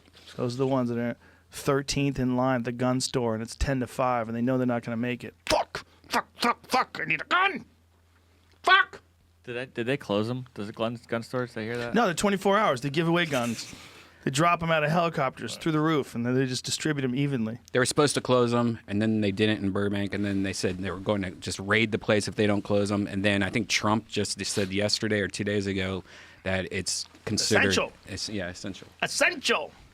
Gotta have a pistola. But Burbank police are like, we're not even going to mess with this. We don't care. They're not arresting anybody for Yeah. anything. Yeah. They're just like, we're over here. Just let us know if shit gets really crazy. Mad Max. Yeah. Did you play the new Doom yet? Scared. Oh my Scared to God, play it. it's scary. I gotta say, I was a little disappointed that they didn't have deathmatch. They didn't have one-on-one deathmatch. They and don't? No. They don't have like you versus a bunch of people in a room just killing each other. I thought they had that. No. Right? They don't, right? You have to. It's like two It's working different. Yeah, it's again. a new, one. new Yeah. type of multiplayer Yeah. mode. I hope they'll come to their senses.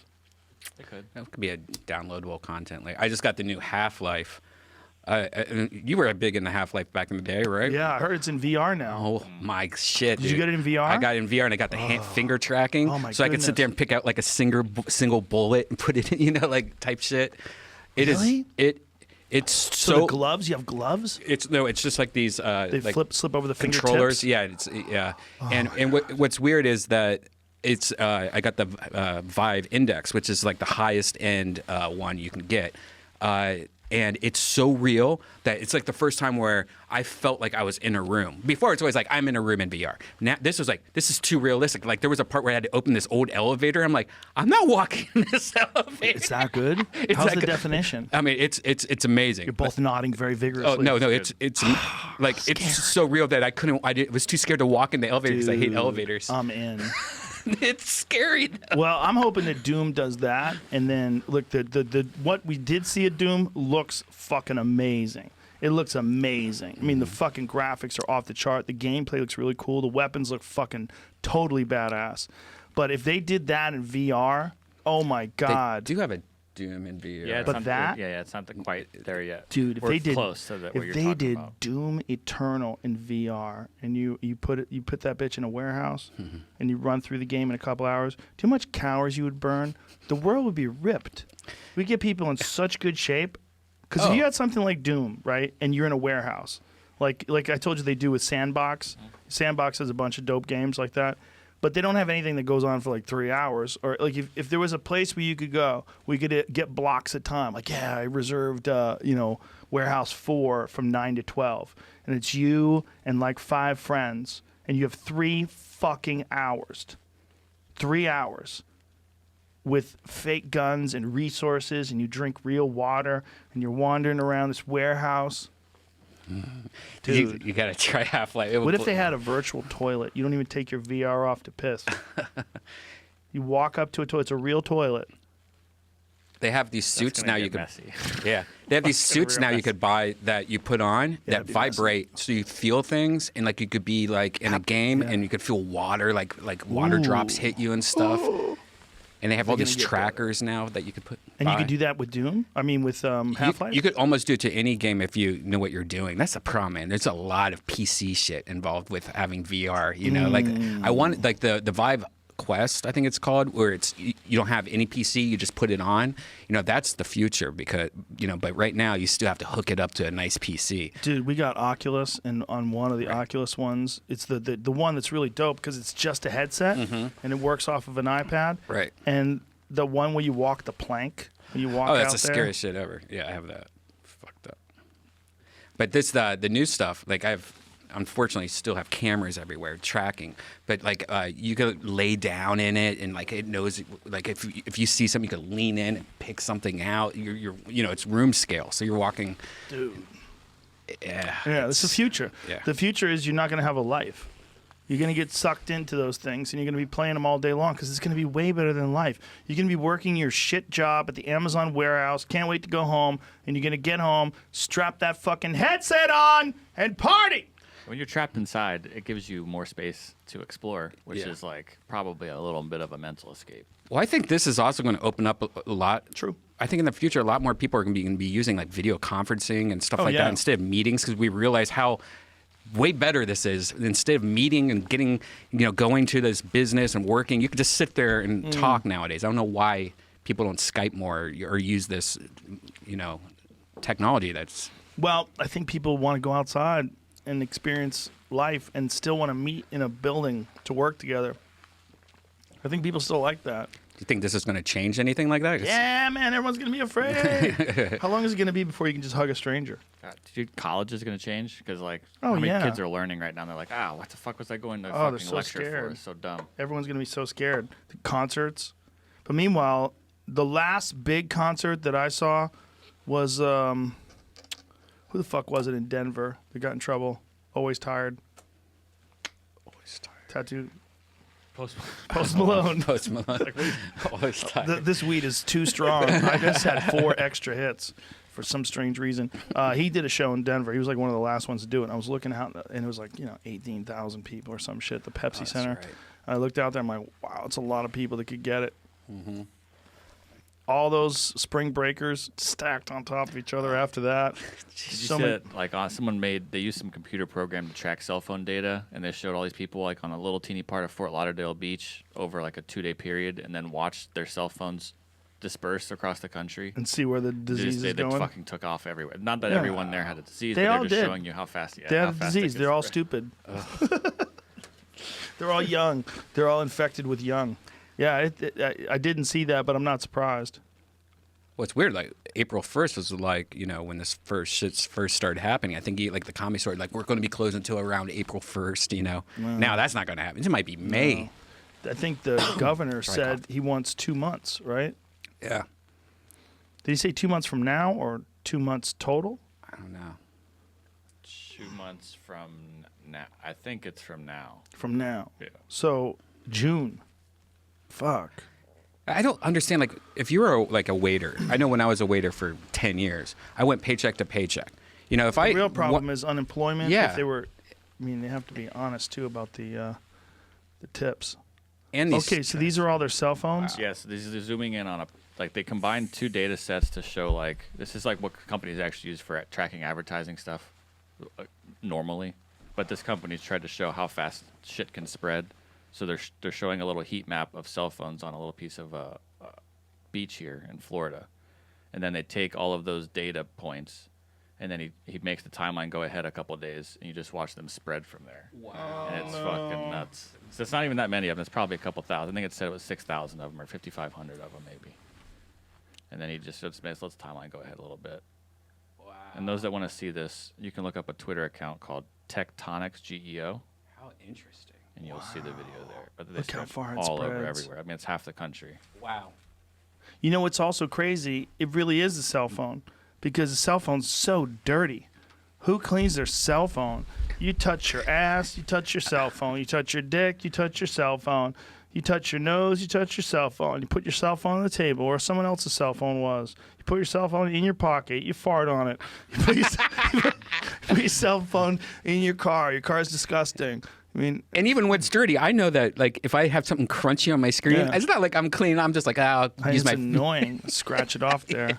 I'm not washing my cell phone, but I'm gonna start washing it. One thing good is I got iPhone 11. It's IP68. Mm-hmm. So if you don't have a phone that is that's waterproof. Do you have the green one?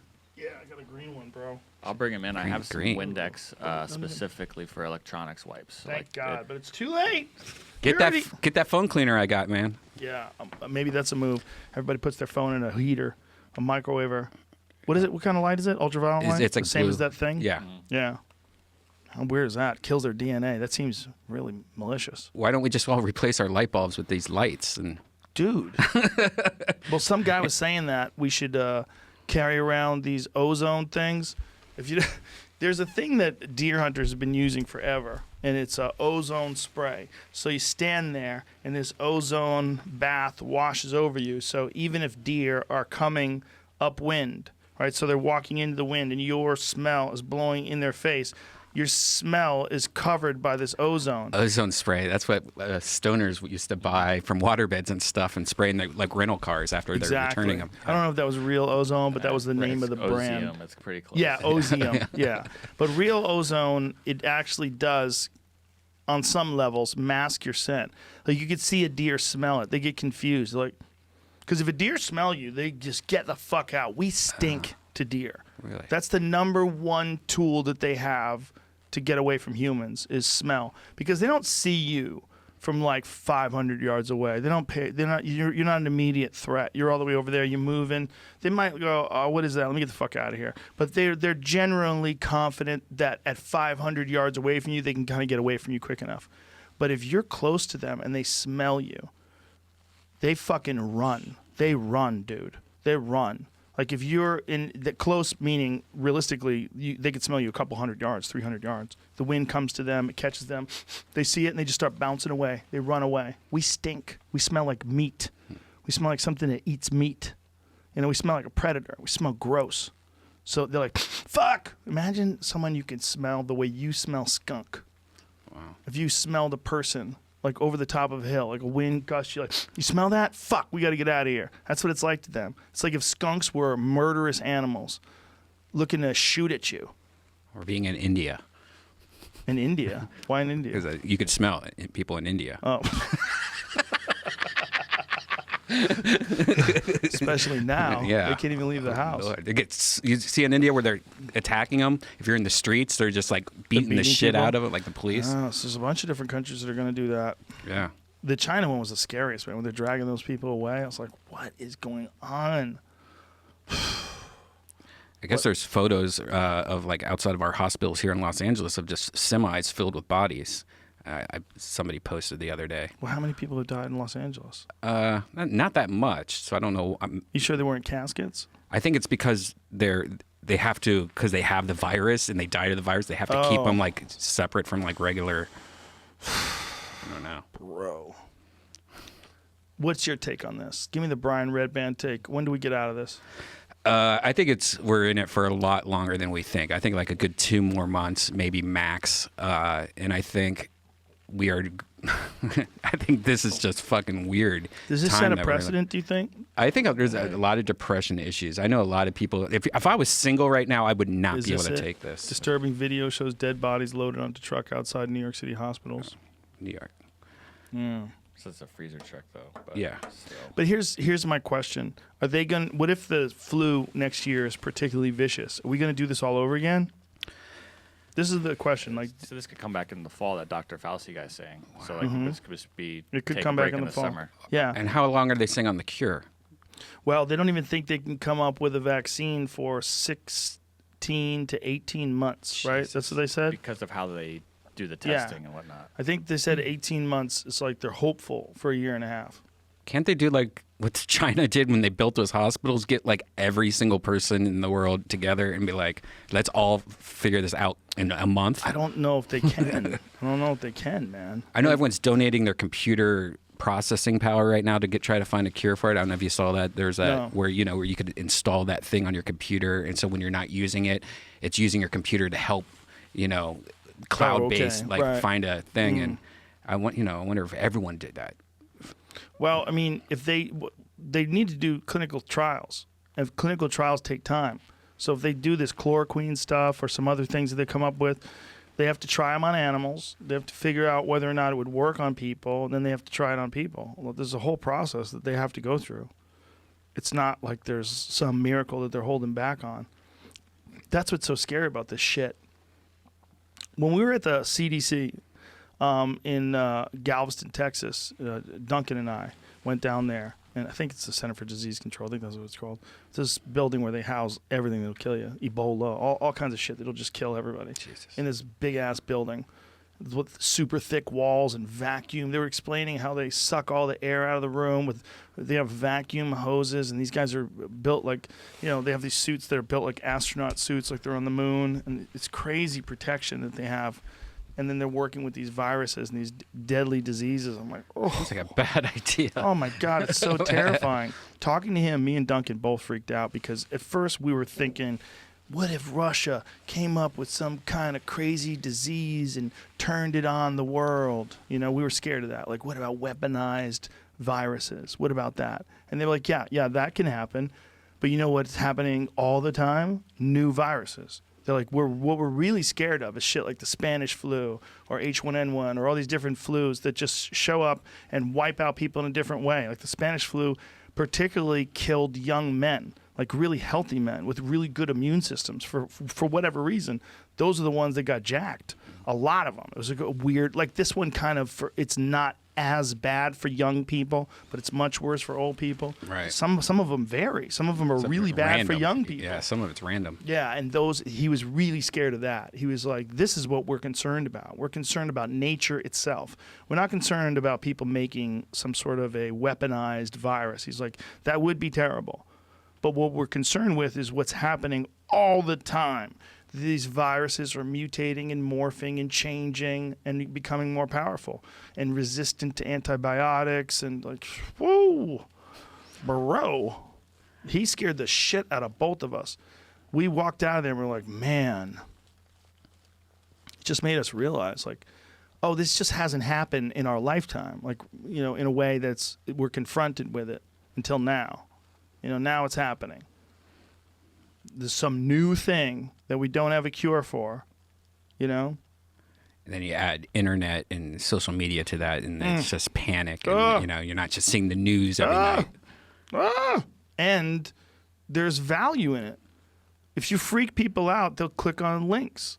If they click on the links, you get all the ad revenue. If you're writing some sensationalist story that's real clickbaity with a clickbaity title, people jump to it, and then you get those ad clicks. So you're encouraged to make these sensationalist stories that are interesting to read. And I'm as guilty as anybody. If I see something ridiculous, I'm like, what?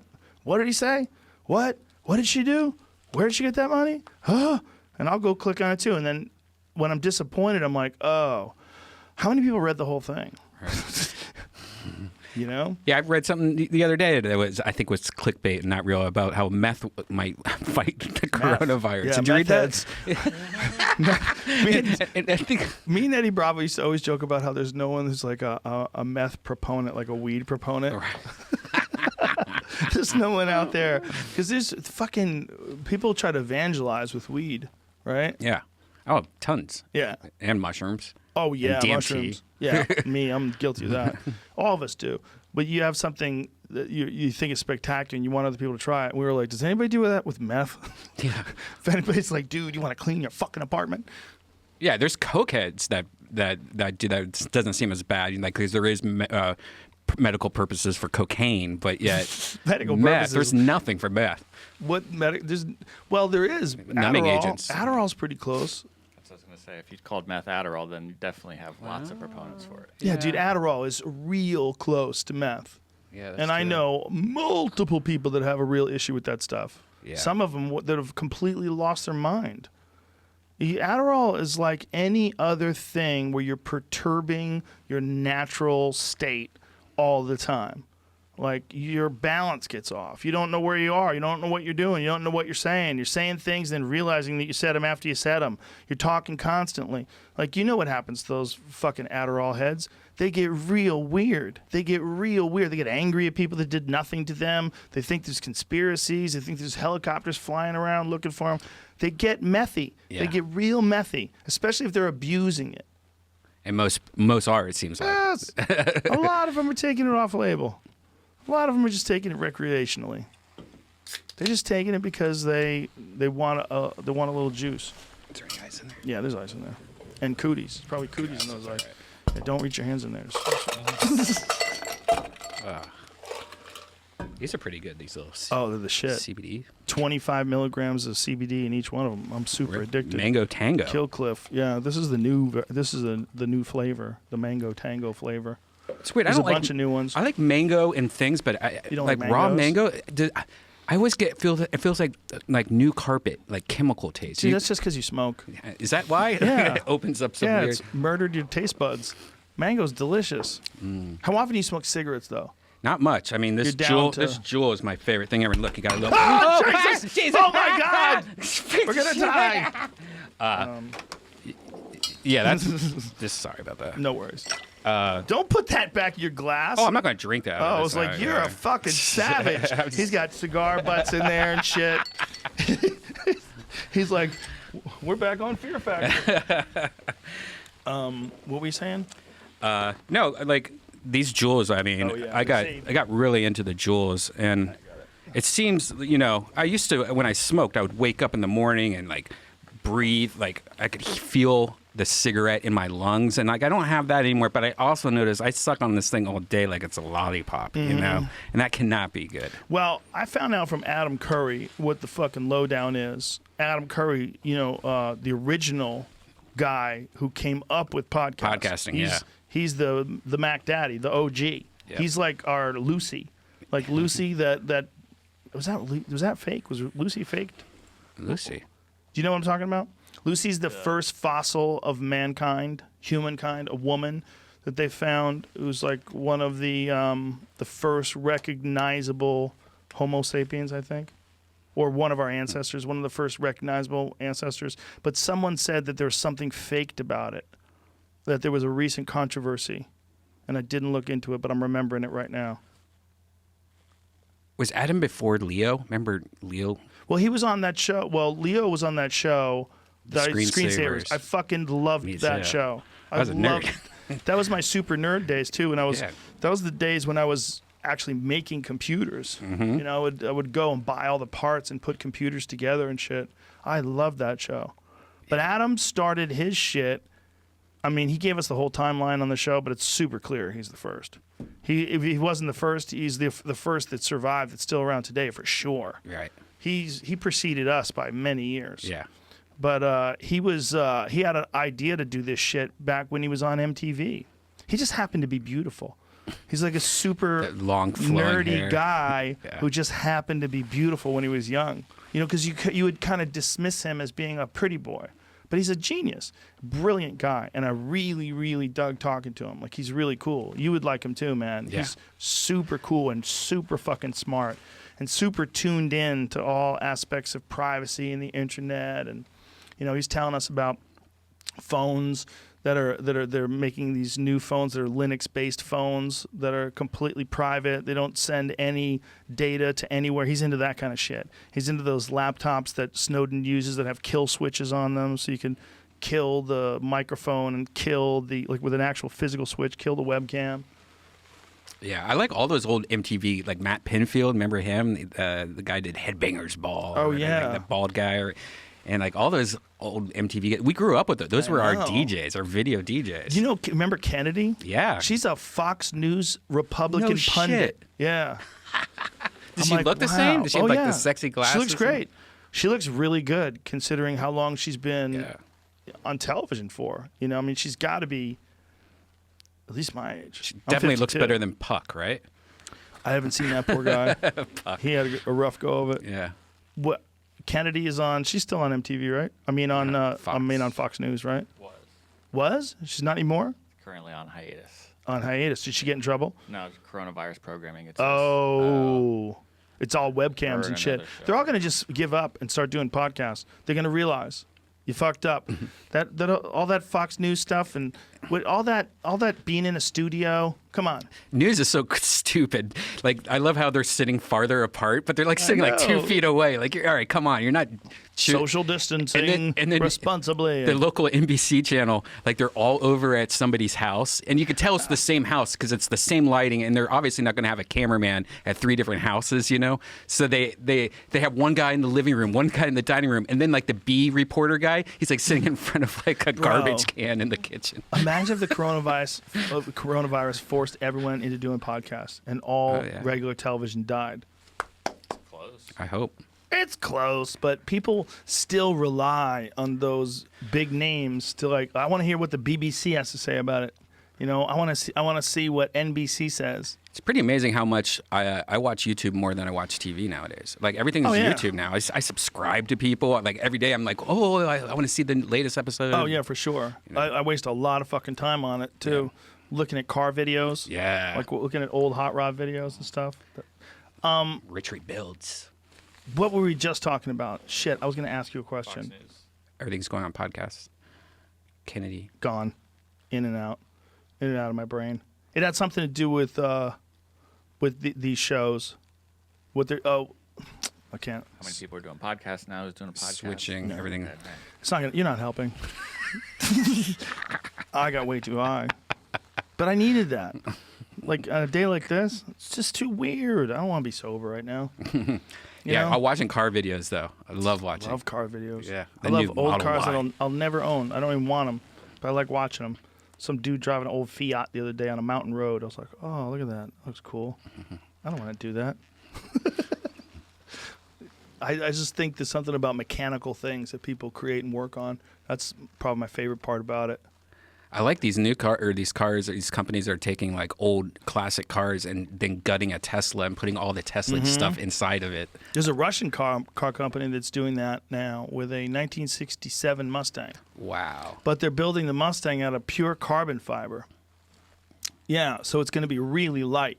And they estimated a 0 to 60 of 2.2 seconds. So you find this. It's like it's a really new company that's coming out with this. What do you have to do when you get one? If you buy that and you need to get it fixed, do you have to take it back to them? You got to send it to Rich Benoit. Yeah. Send it to Rich Rebuilds. Yeah. It's the Electric Garage, Massachusetts. Where's this place?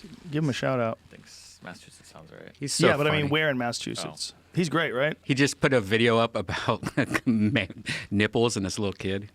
I love him. Where'd you get this? Did he give this to He you? gave or? it to me. Yeah, he That's added great. to the collection. I love his videos. He keeps Tesla honest.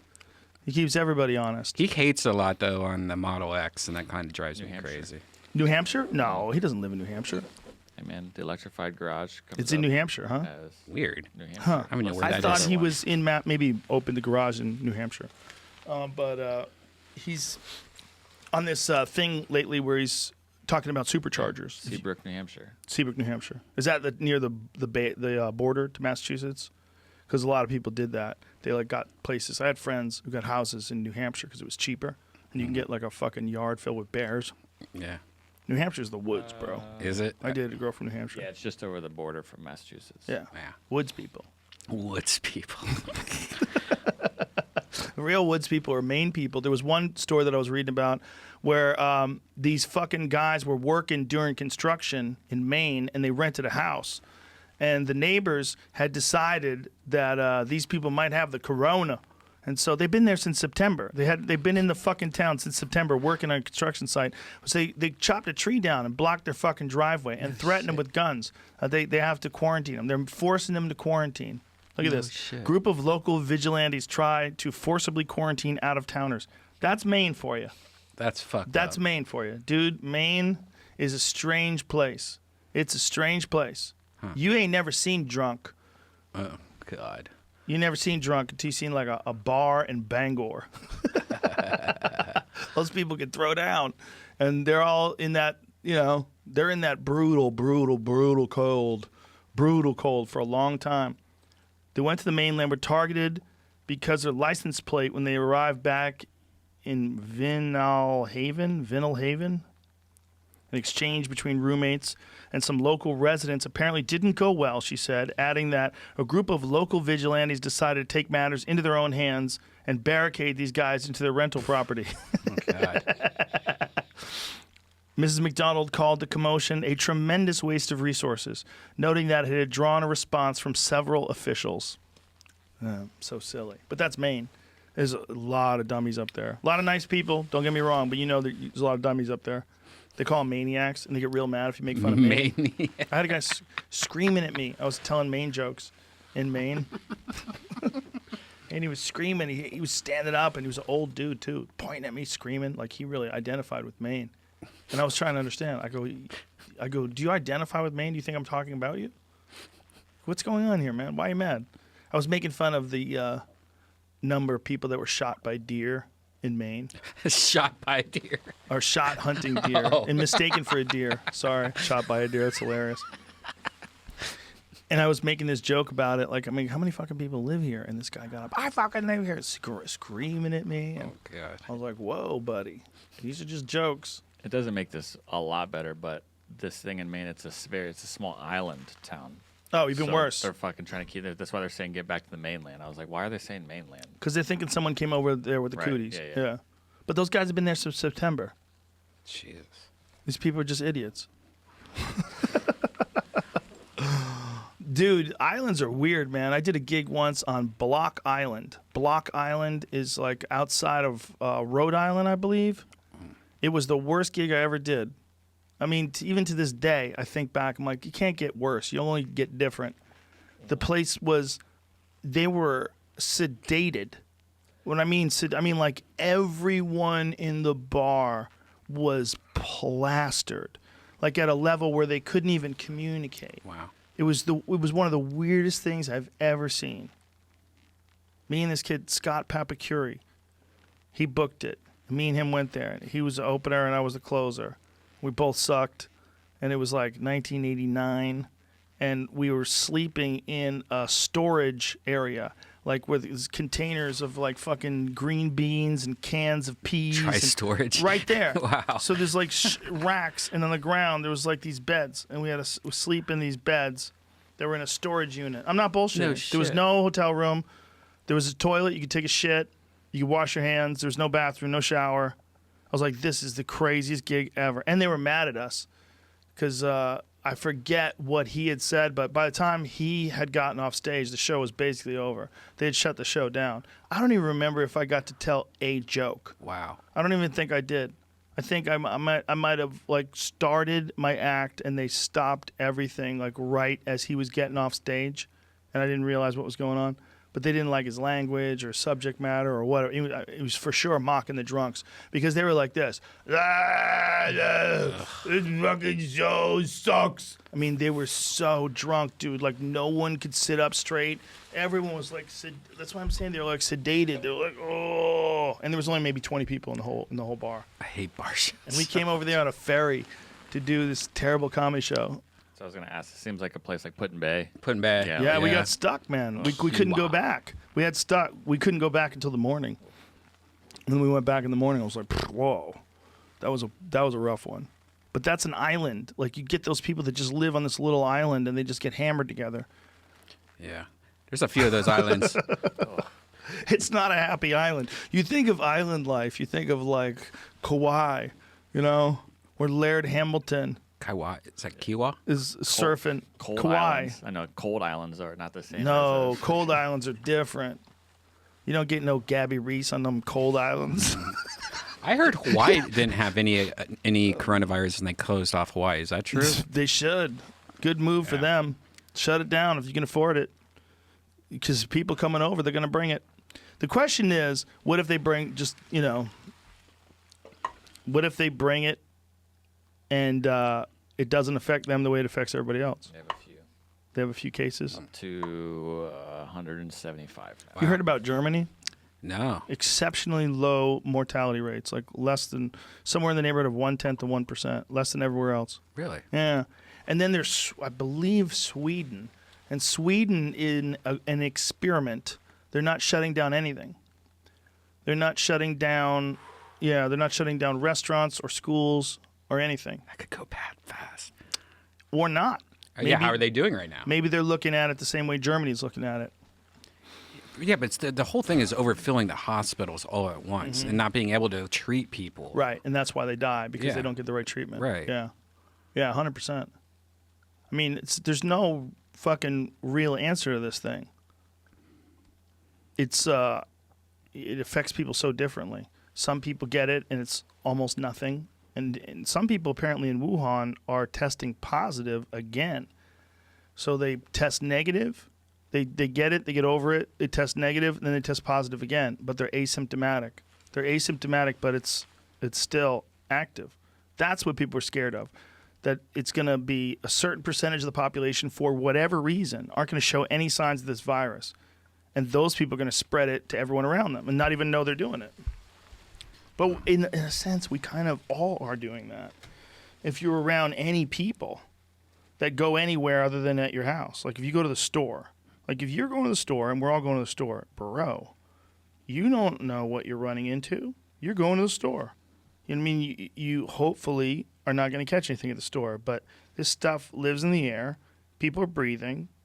If you just, I don't know how much it takes, how much particulate matter has to be in the air before it can get into your mouth.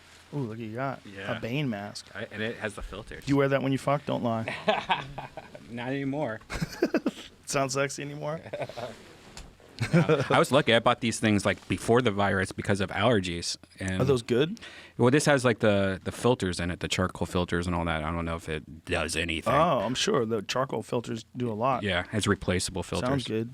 But it makes me feel better when I'm in public. Just like the other day, I was at the grocery store, and of all people, an old Chinese lady starts coughing ridiculous. And the whole grocery store was quiet. All looked over at once, just stared at her. Because she was not even like covering her face. She was just coughing up in the air. Oh, my And I was God. like, thank God I had this. I pulled out, and it at least makes me feel better. Like, but I think the particles fall directly to the ground. Like they're a thicker water, so it doesn't even matter. Like, I was trying to get my family to watch World War Z or 28 Days Later. They passed on both of them. you got I was Shaun like, of the Dead. World War Z is rated PG. It's PG-13. Really? Yes. Shaun of the Dead's a good one. Yeah, Remember- but World War Z is Yeah. ferocious. Remember that? Yeah. That scared the shit out of me. I was listening to a podcast where they were talking about this guy that got bit by a mountain lion that was rabid.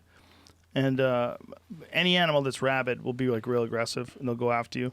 like, just think about that, because it's kind of like what it is to be a 28 Days Later zombie type character, right? You just want to bite people to give them the disease.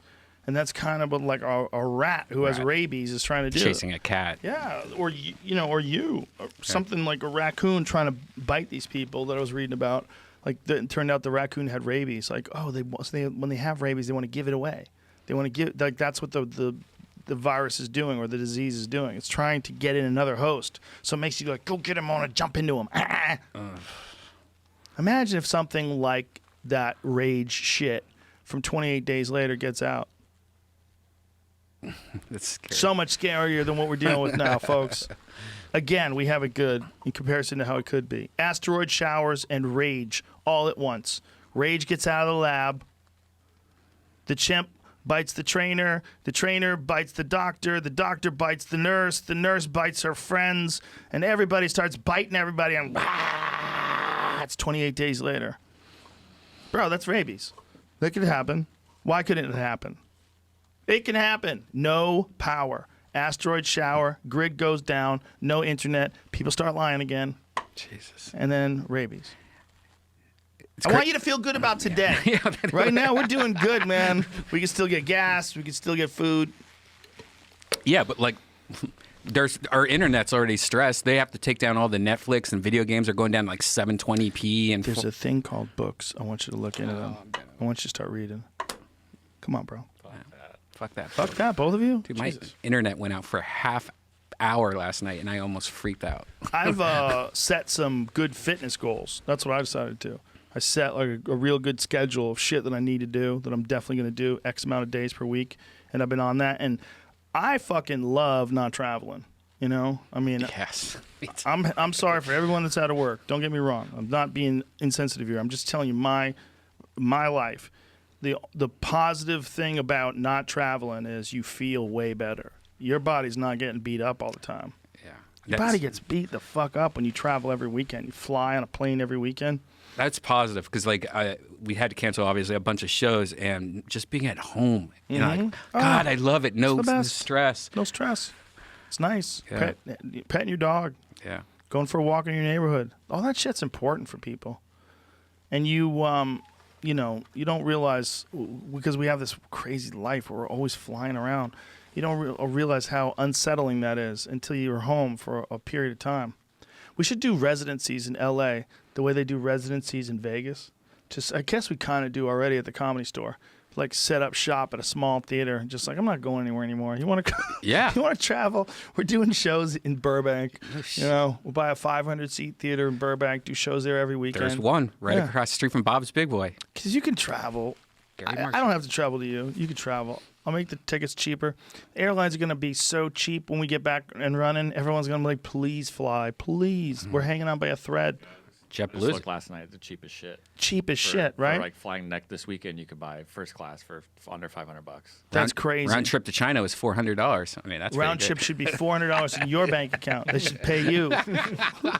They should give you foot massage the whole way and say they're sorry. Do you think that's going to come though? They might shut down the airlines because that seems like a dumb thing. I to think do. JetBlue they're just flying put around. out. That's what I was saying. I mean, look, if you look at that cell phone map, I mean, we're doing a better job than those fucking kids are. Those kids on the beach are doing the worst job because they're 17 and they're horny and they're drunk and they have a phone. But if you just look at people that are traveling for business or people that are going to supermarkets, if you just look at it honestly, there's so much room for it getting out. I definitely think it's a good move to stay in as long as possible and get as many people that are tested negative as possible so that we can save as many people as we can. Don't get me wrong. But I am saying they're not really stopping it. They're stopping some of it.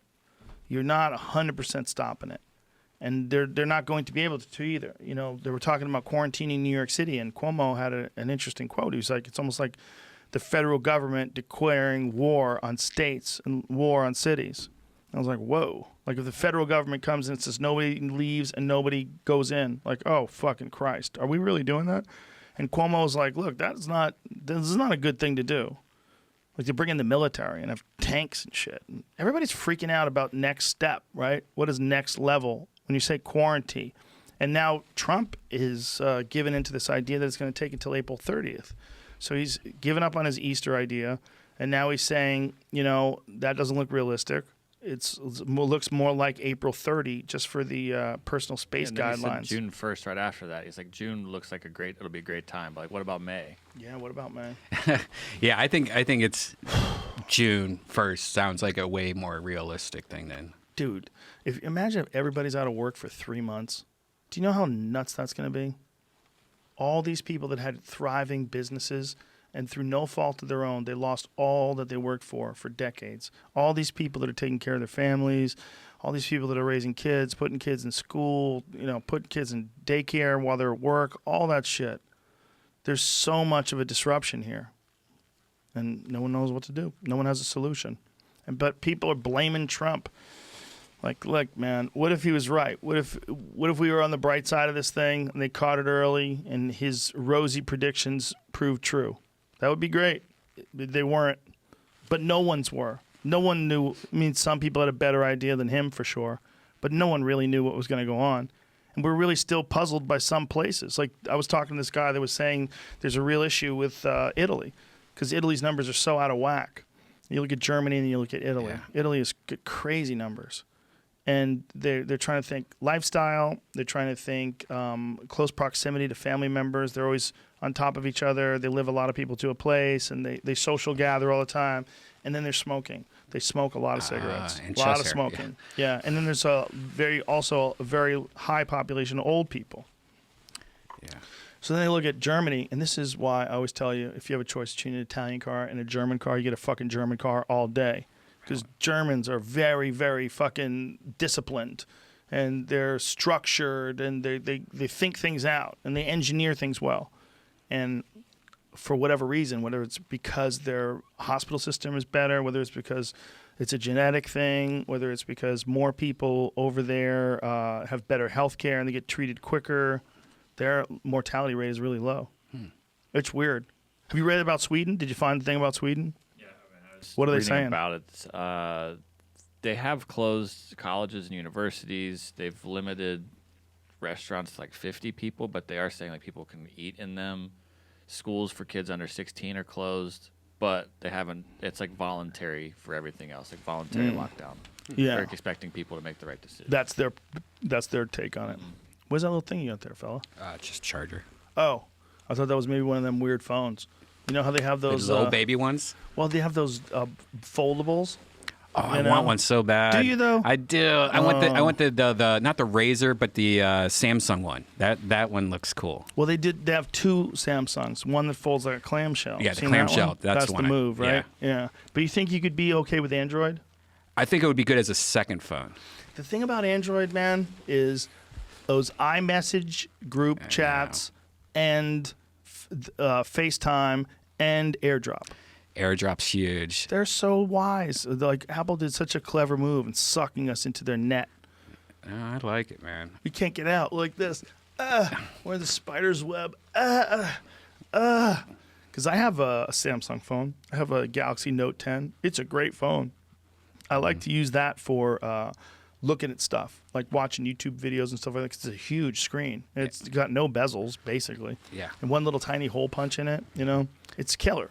And the 5G's nice. It's nice, but I've never used it once. It's nice that it's there. Right.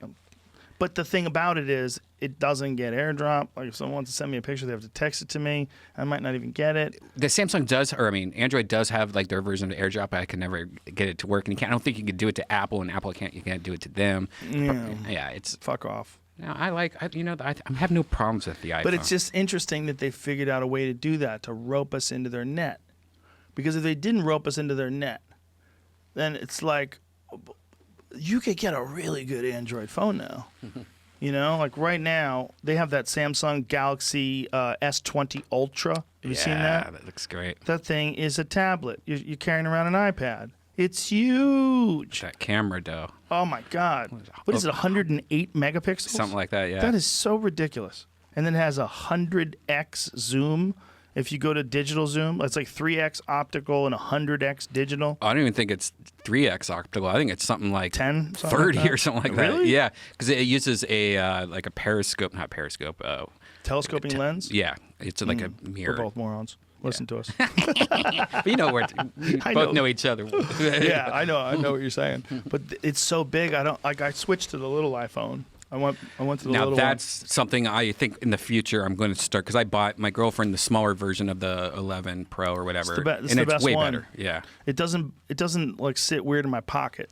That was the other thing. Like the big one in my front pocket, it was like, first of all, what kind of radiation am I getting on my dick? yeah, Lots. yeah. Making some weird fucking Doctor Strange kids.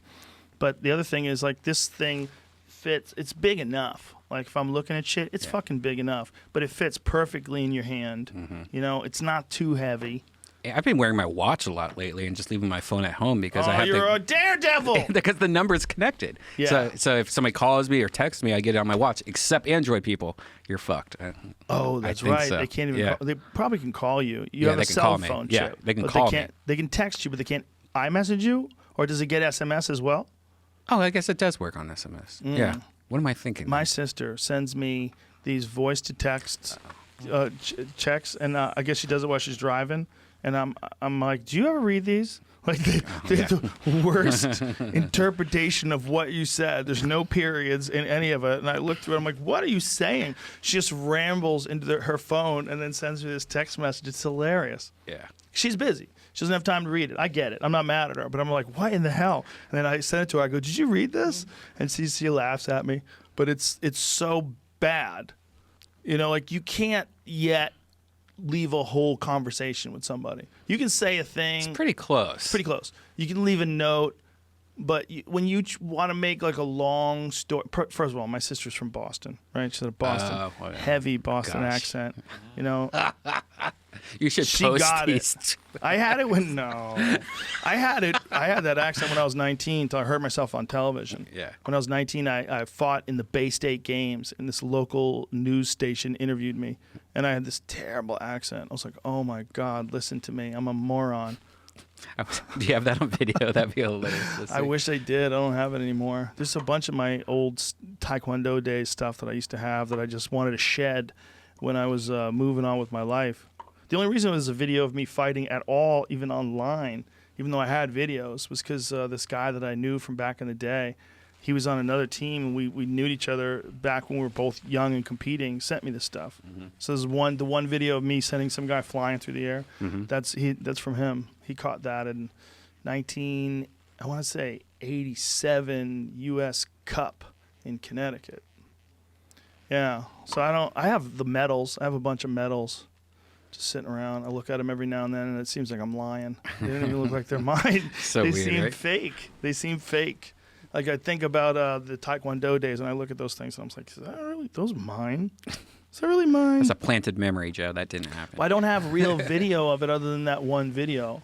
The only time I know it's real is that when I like kick the bag.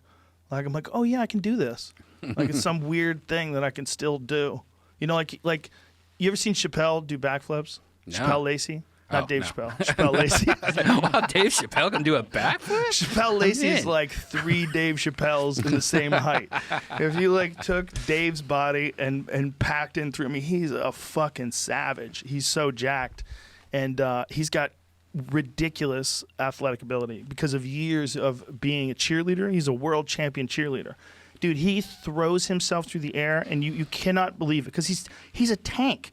He's probably 230, somewhere around in that range, solid rock, and flips through the air. Doing! Throws himself through the air, does backflips in the back area. Look at this. Watch this. This is him.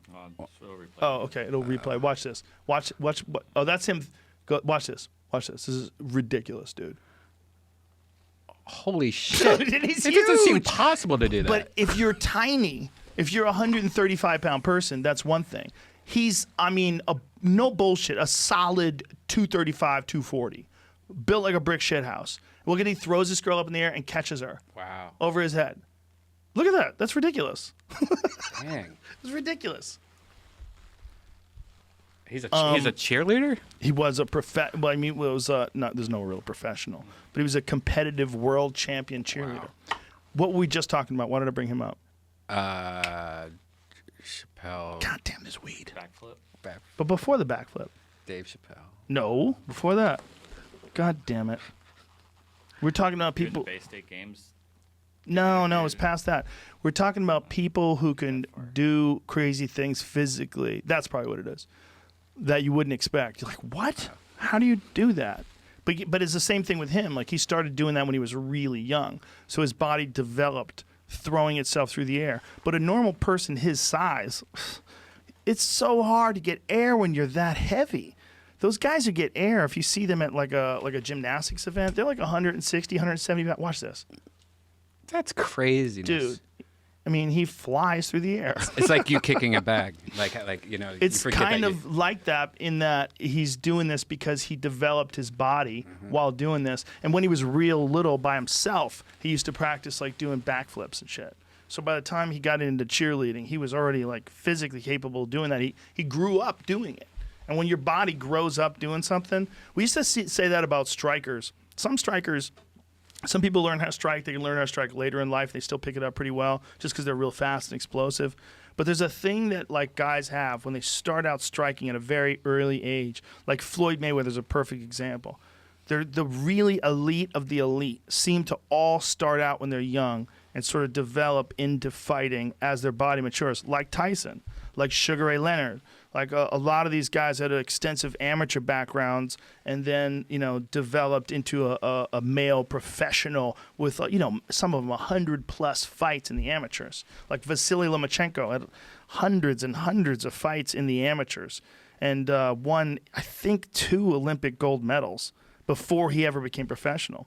And those guys that they're just head and shoulders above everybody else because like developing as your body's maturing and you're being coached by world-class coaches like Floyd Mayweather was, like you just get this sense of the sport that other people are never going to get. They're never going to get to your level.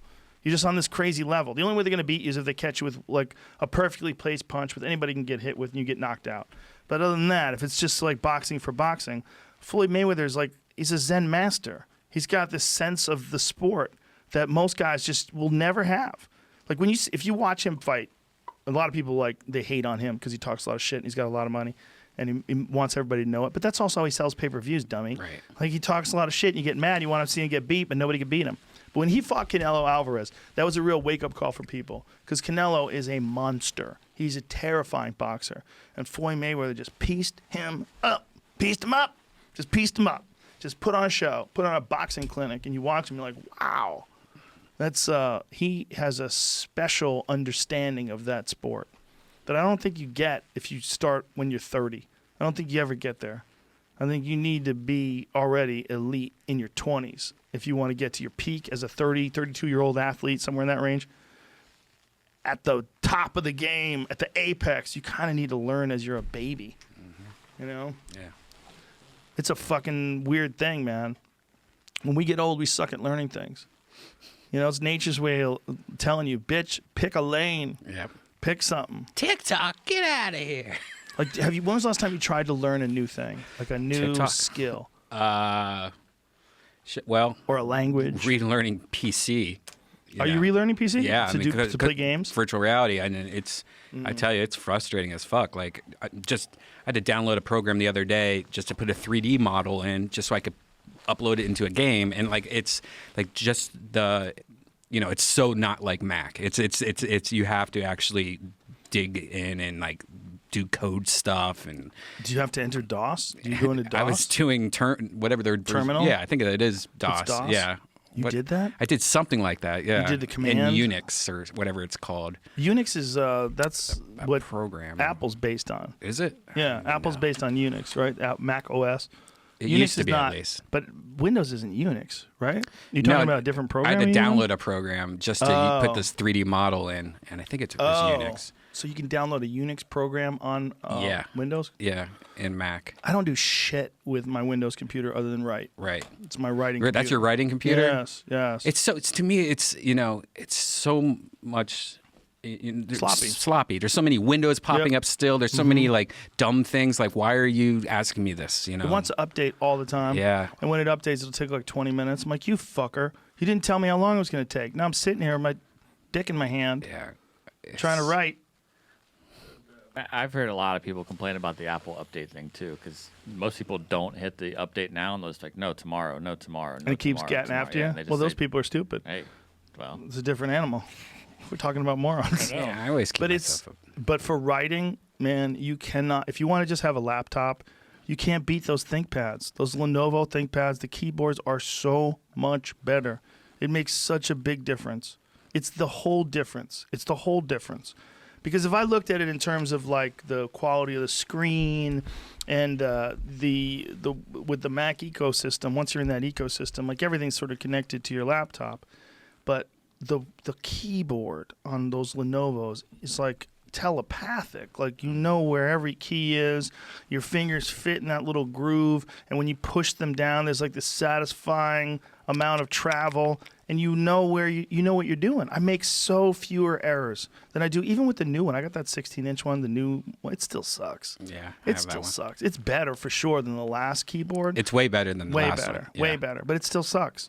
Why wouldn't you make the best keyboard ever? Why would you make a keyboard that still sucks when you know that those Lenovo keyboards are out there? You know they're out there. Somebody must have told you. Somebody must have told you that there's a ThinkPad keyboard that's literally 500 times better than your shitty keyboard. Or just the one they had 2 years ago. Like I give my or my girlfriend. 2015. Yeah, Yes. I give my girlfriend my old computer, and I was playing on that keyboard. I'm like, this was way better than the 16-inch. Like, why aren't we using you know why? this? Key travel. Yeah. Back then, you had more key travel. Yeah. Dude, I have that 17-inch. That has Is that a refurbished? fuckload. Yes, has a fuckload of key travel. Right. I know where every key is, and I press them. They took the guts out and put a new gut Yes. in. Oh, that's so great. I SSD want drive. that. Yes. But when you press those keys, man, there's a satisfying amount of travel. It lets you know you're pressing it. And that's more feedback for your fingers, so you're more confident when you're typing. When everything's flat, the same surface, like, ew. Yeah. Ew. Like, how good do you type on an iPad? When you have to open it up as a keyboard and you do that? Ew. Oh, yeah, Ew. I hate it. Get out of here. No, with no, that. that new iPad keyboard. Have you seen that? Oh, that's new? different. That looks Yeah. sick. That does look sick. But then what is that? Is that an iPad or a fucking computer? Right. What is that? Well, it's faster than their Mac Airs or whatever. Really? Yeah, it's. I guess it's faster. This is my thought. When you're going to use a computer, shouldn't it be comfortable and shouldn't it be most effective to use? Like, aren't those two? You think about the amount of time you spend entering things into a keyboard. Shouldn't it be the most comfortable keyboard you can get and the keyboard that responds the best? Shouldn't it be? Okay, well, how is that not a giant priority for you? You want everything to look pretty, but you want it to feel like shit? And so even when you know that more travel is better for people that type, especially for touch typists and people who write a lot and creative people, you know that. Why don't you do that? Well, I think that's kind of what why people like iPads, because you can bring Yeah. your own keyboard. And But you can do that with a laptop too, Yeah. for sure. But it's still, why not do it right like Lenovo does? Right. You fucks. And by the way, metal doesn't feel good. Like, why is it metal? Why am I putting my hand on metal? Why is it cold metal digging into my wrists? Why is it aluminum? Why you want to make it pretty? Like, why don't you make it out of like a softer plastic with curved edges so it doesn't suck? Yeah. So it doesn't feel weird on your skin. Curved like, edges, no. for Yeah. sure. We want everything. Why are you laughing? You're so deep down in like the design discussion meeting. I'm like picturing of like. I'm like, what are you doing? want? You want it to be thinner? Like, do you what want do you it to do? be... I want it to be a ThinkPad. ThinkPad X1 carbon. It weighs nothing. That one They're was amazing. curved. The old 17 inches Yeah, curved because curved. is when they made that unibody Yeah, but design. dude, that edge will still cut you Yeah, up. yeah. That edge when you're typing, that Yeah. edge at the bottom, that cuts you up. It's stupid. But the first thing I would cut if I was just like, hey, we need to make a new design, I would just shave the keys in half because they're probably taking up making the double. You know, when you close it, I think that's what they're trying to shrink down, right? When you close it, Shave that the it- keys in half. How Yeah, would you do so- that? What do you mean? like the piece of plastic that they are that you're saying that made them so much better. When you're shrinking the size of a laptop's profile, Oh, yeah. Well, that's what happened. cut yeah. that so you can close it. That's all I'm saying. Like they just probably did that first, and no one give a fuck. Well, they came out with a patent that they haven't implemented yet of a keyboard that has keys that lower or raise. And this was like something that was being discussed. Like they were thinking, oh, that would be great if Apple had it. Like you can get it up to 1.5 millimeters or down to like 6 millimeters or 0.6 millimeters if that's what you want. But it's still going to be not as good as the Lenovo one. They're not going 'Cause that the way Lenovo one either. is curved. The Lenovo one, there's like they're little C shapes, so your fingers fit right into them, and you know where each one is. It's just better. Like, why don't you, you know it's better. Anyone who types on it knows it's better. You know, Lewis from Unbox Therapy. Oh yeah. Dude, as soon as he started typing on one, he's like, "What have I been doing with my life?" You should get one of those Lenovo laptops and Hackintosh it. Ooh. I don't use it for enough. It's like, what do I need? I need Microsoft Word. I need. I used to use Lightroom a lot, but now I find I could do all the same shit with Word. And then I upload. You know, when I share it with myself, so that I have it on my other computer. But that's all I'm doing with it. I'm writing. You know, like it's okay. I know the operating system is more clunky. It's weird, but I don't do anything with it. You know, if I was running a bunch of different programs, and I'm just using it as a word processor mostly. It's just way better. It's way better to write on. And it weighs nothing. These fucks. They keep giving us the same thing. Here's your choice, aluminum or aluminum. I think it's going to get worse too. I think the future is having no keyboard, having it like an iPad with the Haptic feedback. Yeah. I feel like that's probably going to be it. Yeah. Well, I think there's still a group of people that like really want those mechanical keyboards. You know, and a lot of people hook up mechanical keyboards to their main desktop computer anyway. Mm-hmm. You know, they just feel better. There's more travel. You know where you know what's going on. Once you get accustomed to that, God damn it, you don't make any errors. You know where each key is. Your fingers sort of fall into place. I mean, if you're a way better typist than me, and many, many, many people are, maybe that keyboard's not as bad. But for me, that keyboard sucks. Mm-hmm. You know, especially the old one. The new one's better. The new 16 is better than the old 15 for sure. No doubt about it. But it still sucks. They have a lot of questionable design. Like one of the biggest design dumb things that Apple's ever done. Like I thought they would have fixed it by now, but their mouse, how you have to charge it on the bottom. The plug to charge it is on the bottom of it. So say like you're out of battery, you can't just like plug it and use it like a mouse while it's charging. Yeah, it pretty much uses it or makes it you can't use it at all. You can't use it while it's charging. No, look right here. Yeah. The plug, well, I guess this is an old one. Oh, it plugs under it, so you have to open it up and get in there. No, you have to plug it right here, so it's on the bottom. So you can't even use it, like if you just need to hit enter or something or whatever. It's the dumbest design ever made. They still have it like that? They still have it. Why don't they just have it at the end, so you could use it like a regular mouse when it's charging? They want you to be responsible and charge your mouse. They shouldn't ask you to be responsible for that. Like, what if something's important and you want to enter it right away? You can't do it? Yeah. Those And fucks. why does iPad not have multiple users like a computer? So if you want to give your wife your iPad, you could let her log into her own account so you don't have all your shit open. Oh, it doesn't? No. Oh, I didn't know that. How are they not added multiple logins? But they do that with laptops. But they do it with laptops. Well, that's the difference between Mac OS and iOS, right? iOS, that's which they use easily for phones. Fixable. Yeah, but they're worried. They're about to be all the same thing soon. I don't know when, but Jesus. I hope soon. so. There's just gonna be OS. Do you think you would ever... See, the thing about Apple, though, they're way better with privacy. Way better with privacy than Google phones. Oh, yeah.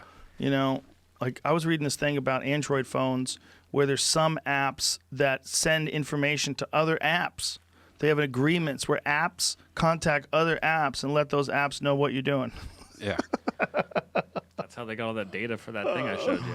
It didn't come from nowhere. Well, that new Zoom, right? Yeah, good point. that new Zoom software everyone's using, like even if you don't sign in using Facebook or say anything about Facebook, you're still getting your shit sold to Facebook. Like That's how crazy. how is that possible? It's crazy. Well, it's commodity. Yeah. You know, it's a commodity, and there was a great guest on the Sam Harris podcast. I wish I could remember it, but this guy was talking about privacy and this very thing. He's like, there became a commodity that we didn't know was going to be a commodity, and we all sold our rights away to it. We all signed the user agreement. Yeah. Click agree.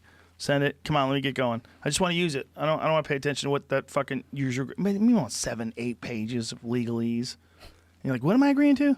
Yeah. You know, and those end user agreements, man. Those are one of the sneakiest things that people have ever perpetrated on folks. That South Park episode. By the way, I didn't see that episode. Don't you wish South Park was going on right now? I know. If I was Trey, I would be like, dude, let's just do this. He's probably writing. Yeah. He's probably constantly writing anyway. He'll probably have like 5 episodes ready to go by the time everything gets running. I hope so. 5 Corona episodes. I wish what's going on right now. The most fucked up. Oh my God! Did Comedy Central think they had a hard time when they were drawing Muhammad? What kind of a hard time are they going to get from the coronavirus? Yeah. Yeah.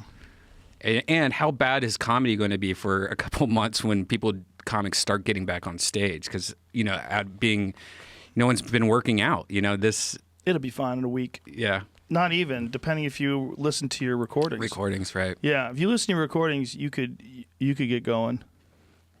I had a dream that I was in the middle of a bit and I forgot how to do it. Oh fuck. Yeah. It was like a bit that I don't do anymore, so it's even weirder. But it was in the middle of a bit. I was like, God damn it, how's this bit go? I forgot.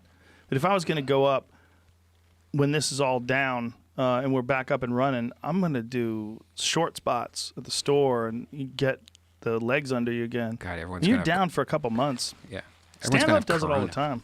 Everyone's going to have corona jokes, though. It's going to be so gross. It's going to be gross. That's why South Park needs to come out right now. Beat him to the punch. Comedians are going to have the hot take is going to be so similar. Like, what's the hot take going to be? Mm-hmm. There's going to be, hey, don't eat a fucking bat. There's going to be that one. There's going to be jokes about Dos Equis or Modelo. There's going to be jokes about that. Those are the real obvious ones. Soprano. Yeah. There's going to be mean people that are going to make jokes about headed to work, fuck granny, toilet paper. Like I need to pay my fucking rent. How about you stay home, granny? There's going to be those people that have that take on it. It's going to be fun. It's going to be interesting to see, like, if anybody has a perspective that you didn't think. A lot of comics are hitting to like IG Live right now, and it's god awful watching. I cannot stand it. Well, the weirdest thing is comics that thought it was a good idea to do stand up with no crowd in front of the Laugh Factory. Oh, do you see those? Yeah, or flappers who's charging $5 a person to go on their pay site or something. What? Yeah, flappers out of control Or as open usual. mic. Some virtual open mic. $5 to get on their virtual open mic. Yeah, that they had charged for. Hey, you gotta They're do what you gotta screwing do. people digitally. You gotta do what you gotta do. In a way, I could say, hey, they gotta stay open. Nobody is more willing to give you money than some crazy open micer that wants to be seen. Right? Especially someone with a legit job. Like, most of them have a job, and then they do stand-up on, their spare time. They got a little disposable income, probably because they're crazy and they have no friends, right? So they're not spending it on anything other than medication. The next thing you know, boom, $5 for flappers. And they hit, what if it was like one dude who bought the whole block? Oh, that's hilarious. Yeah, one open micer who bought the whole day. We could just also go on YouTube and do it all day and probably get more. No. He wants the prestigious Flappers brand behind him. And so he does it. He just dominates the Flappers website all day. There was a stand-up video game a few months ago. I don't know what happened. Do you remember Comedy Night or something? Like, you could go into a place and like take your turn doing. I think maybe if you got booed off like the Apollo, you're done, and the next person goes up. Well, I think Grand Theft Auto was supposed to originally have that be the Comedy Store be a comedy club that you can go into. That would be cool. I wish they would do that. Hey, did you see those people singing along to Biggie in Brooklyn? That was not real. It wasn't real. No. Yeah, thought so. Yeah, my wife is the first person to notice nobody's leaning out the windows. No, it's a crowd voice. You could hear it's like from an arena. God damn it. Tell it right away. What was it? Sons of bitches. They pretended. Dana White, they got him. They He got a lot of retweeted. people. They got Jamie Foxx. Everyone. Yeah. So. Yeah, I was like, that's pretty cool if they did do it. If someone was blasting Biggie and everybody starts singing along. Oh, But nope. that's hilarious. It's not possible. These fucks. Well, it's because the Italians actually did do it. In that apartment complex, they were all singing into the. Did they? But you could see them singing though. But this one lady came outside and she was playing the recorder and her husband fucking smacked it out of her hand. They did a It's like, concert Shut the last fuck night up with this thing. on Fox News, something. It was like being broadcast live, but almost all of those videos were being lip synced and whatnot. Some of it was real, but like I was watching, you could see it was fake. I'll never smoke weed with Willie again. Yeah. That's got to be a bummer, man. Imagine if you went on stage to do stand up and they wanted you to lip sync your old shit. Imagine if they had like an album that you did and you had a lip sync to the album, including the ad libs. Has anybody ever tried? Maybe because they lost their voice or something and got, like the way that never- Ashley Simpson did it on SNL and got busted. I never heard of it. Can you imagine comics doing that? That's what I'm asking for. Like, Let's has it see. ever happened? That's what he's That'd be saying. Crazy. That's crazy. Yeah. I could imagine some crazy people doing it. Like some people that are really off. People do some dumb shit. We have I can imagine. You know, We have this random thing. I forgot. I don't know if I ever told you this on Kill Tony, where we'll have Joe Rogan calling in, and it's just me on Spotify going, all right, what are we talking about? Gays? All right, click on gays and just go. Let's go 10 seconds into and just press play. Like, Joe, what's going? And we just randomly hit you saying things, and when it works, it's the funniest shit ever. Oh, that's hilarious. I'm a soundboard. No. Random. No. Sometimes it doesn't work. But. So you guys you're still doing Kill Tony. Yeah, we're doing it tonight.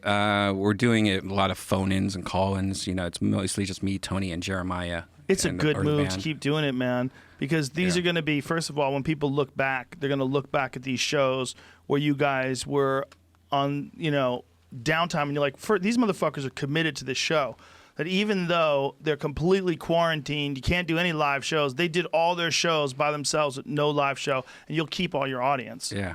Well, it's very cool, too, that when they made this stay-at-home order, they included podcasts as being essential, which was very cool. We're media, sir. Media, yeah. We're very important. Yeah, and, we're all safe. We're not high-fiving and kissing each other like we normally do, but... And it does feel good to do. Like me and Holtzman still are doing the podcast, and people like it because they're so depressed at home, and seeing us not freaking out and just having a conversation like we're doing right now. It's like, oh, maybe I need to chill out a little bit. People need to chill out. Yeah, they do, but also some shit needs to change. Yeah, I don't know what can change though, man. I mean, you watch that video of those fucking cell phones spreading across and think about the viruses spreading across. Like, how can you lighten things up and still keep people from getting infected? That's the great question. Yeah. And why do some people have almost no reaction to it? Why are some people asymptomatic? That's the scary thing about new diseases, man. When something new comes along, they're all like, what is this? It's one thing I like about this. I don't have to give anybody my joint. Let's hold on to these. I think that's the future. Or glass tips. Get your own, bitch. Even glass tips. Who knows what kind of spittle's inside that fucking disgusting thing. Blue light glass sucking it in through the new glass tip. Fuck out of here. Yeah. The fuck out of here. Bong hits. Ooh. How about the fucking, remember that vaporizer bag we used to have, the volcano? The volcano. Oh my God, would we get obliterated with that thing? That was fun. You still have that? Yes. Kept it. Storage. Do you still have that bong that was like 10 feet tall? That was. Yeah, I gave that to somebody. Fuck did I give that to? Oh, no. Mm-hmm. I gave it to somebody. Maybe Tony's got it or someone. I had too many bongs, and I never used any of them. I think it was beautiful, though. Oh, that crazy sculpture one? Yeah. I used that one because it was so beautiful, so ridiculous. It was like a piece of art. Yeah. But that just happened to get you high.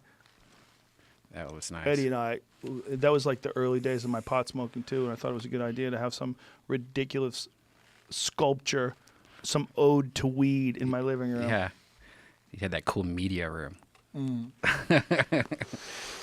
the gold Buddha.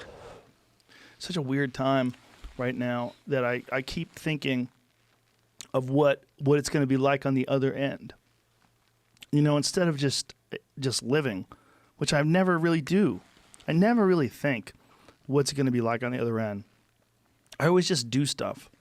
Like whether I'm doing a Netflix special or whether I'm doing podcasts or doing stand-up, I just do stuff. I don't think like, oh, I do it like this. One day it'll be that, and then maybe people will like this, and maybe I just keep doing it. But now I'm like, what is going to be here? Like, what is society going to be like with no restaurants? What is society going to be like with 50% unemployment? What is society going to be like if that disease kicks in again? And what's going to survive? So I'm wondering about the future now. I never wonder about the future. I always just kind of do. I'm so lucky now. I realized so lucky that I can do that I can just concentrate on the shit I enjoy doing. And that the big advantage of that, too, is it helps you be good at that thing because you have less stress. You have less things you're thinking about. Mm-hmm. More sleep for everybody. But now everybody's got to be a prepper. Everybody's got to be a little paranoid. Everybody's got to be a little whacked out by this. Everybody does. Even people like you and I that would want to just blow it off and live in the moment. Now you can't. Now you have, especially if you have people you love that are relying on you, like you have to have food now. You have to keep food at your fucking house. Fine toilet paper.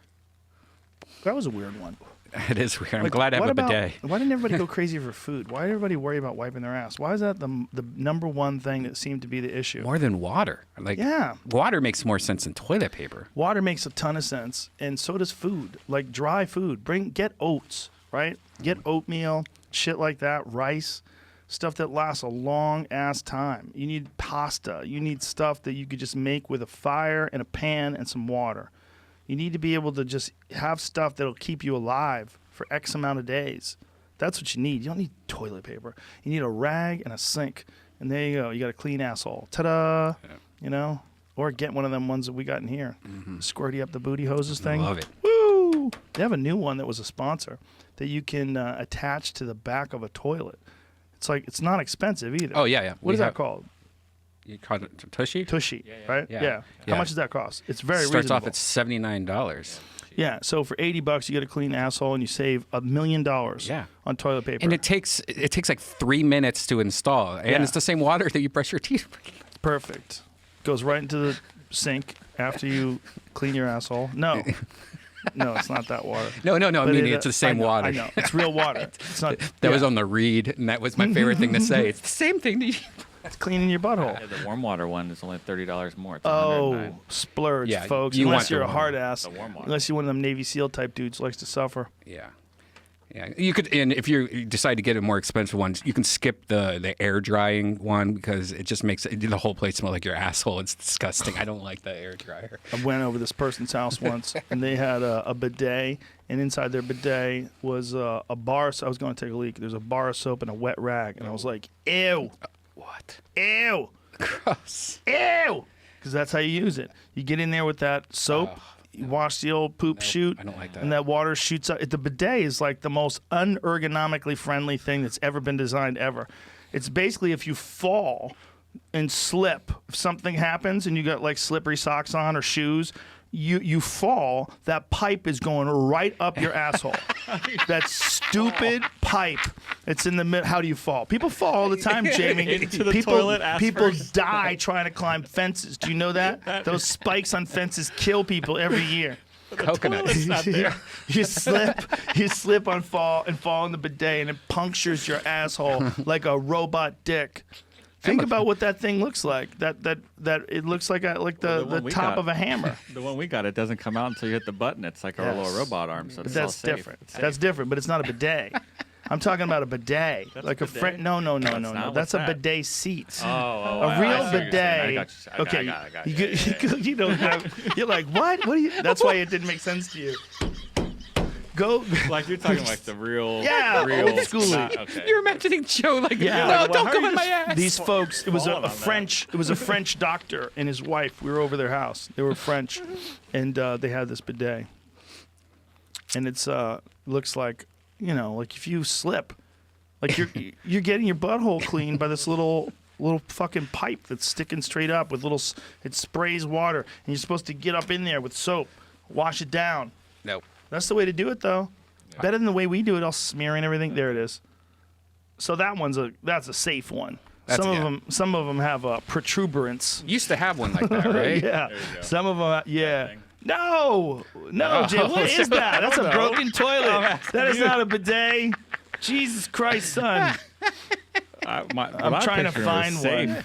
Yeah, I'm trying to find one that sticks out more. All right. Maybe it's I'm just gonna a give up here. bondage. What is that circle? Look at that the drawing to the left with the red circle. Click on that. Oh wait, you See, talking these about? look small. They're a little. Maybe someone's a cruel person that had the house that I was in. Yeah, maybe it was one of those douche sticks. I know when I used to date that porn star, she used to have douche the anal douche pull. Maybe it was. That's a lot of work right here. Jesus, that's a hose. Look at this one. Wow. I was in New York Under once, and I posted it on Instagram. The shitter had not one but two hoses. Had a hose on either side. I didn't get it. I didn't get it either until someone explained to me that because it was a very fancy hotel, and some people from other lands prefer to wash their ass rather with their left hand. So the lefty style. Yeah. So for you to ask them to grab a hose on the right hand side and hose down their asshole, they'd be offended. You're not supposed to do that with your right hand. You're supposed to do it with your left hand. It had like that, right? Like it had like a hose off of it. Yeah, 2 and 1 on each side, like a industrial strength. Oh, I see. I think I made a YouTube video or a Instagram video. Huh. Yeah, it's a better way to clean your ass, that's for sure. Like the way we do it with toilet paper is really disgusto. It's fucking gross. You're just smushing it around. Like if you had that shit on your eyebrow, not your taint hairs, but your eyebrow hairs, how much rubbing? There it is. One on the left, one on the right. That's What cool. the fuck, dude? Look at that. I like that. Did you try it out? Yes. With much shame. Was there poop juice Look at everywhere? that one, man. That This one's bigger. That one's for a big asshole. What? Maybe one's for a pussy and one's for an asshole. Maybe you double jam. I thought it was Right just to and clean left. the toilet. Right hammers the clit. Because my bidet has a Left pussy tingles mode the butt. and an ass mode. Yes. Girls probably use that thing. It feels good on their butt. Oh, yeah. It's- I'm ashamed to admit it. That warm water Oh, yeah, squirts I up on your butt. I guess it's a smaller little thing than I remembered. So I don't think you have to worry. No, the bidet. There's a bidet on the other side of the room too. Look, So much. if you see there over there, there's a bidet. So there was a bidet. See, that's what I'm talking about. See that little robot dick that's sticking up? Did you see it in the bidet? Watch. See, watch when they turn it around, or when I turn it around, whether after I grab a hold of these two things. I was super confused. The other side has a thing that pokes out in the middle, and that's kind of what I was talking about. And some of them are a little higher than others, but they're these weird little. There it is. What kind of shits are these people taking? This is not a shower. This is a regular toilet, and then a bidet.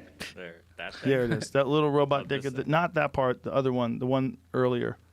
See, it doesn't matter.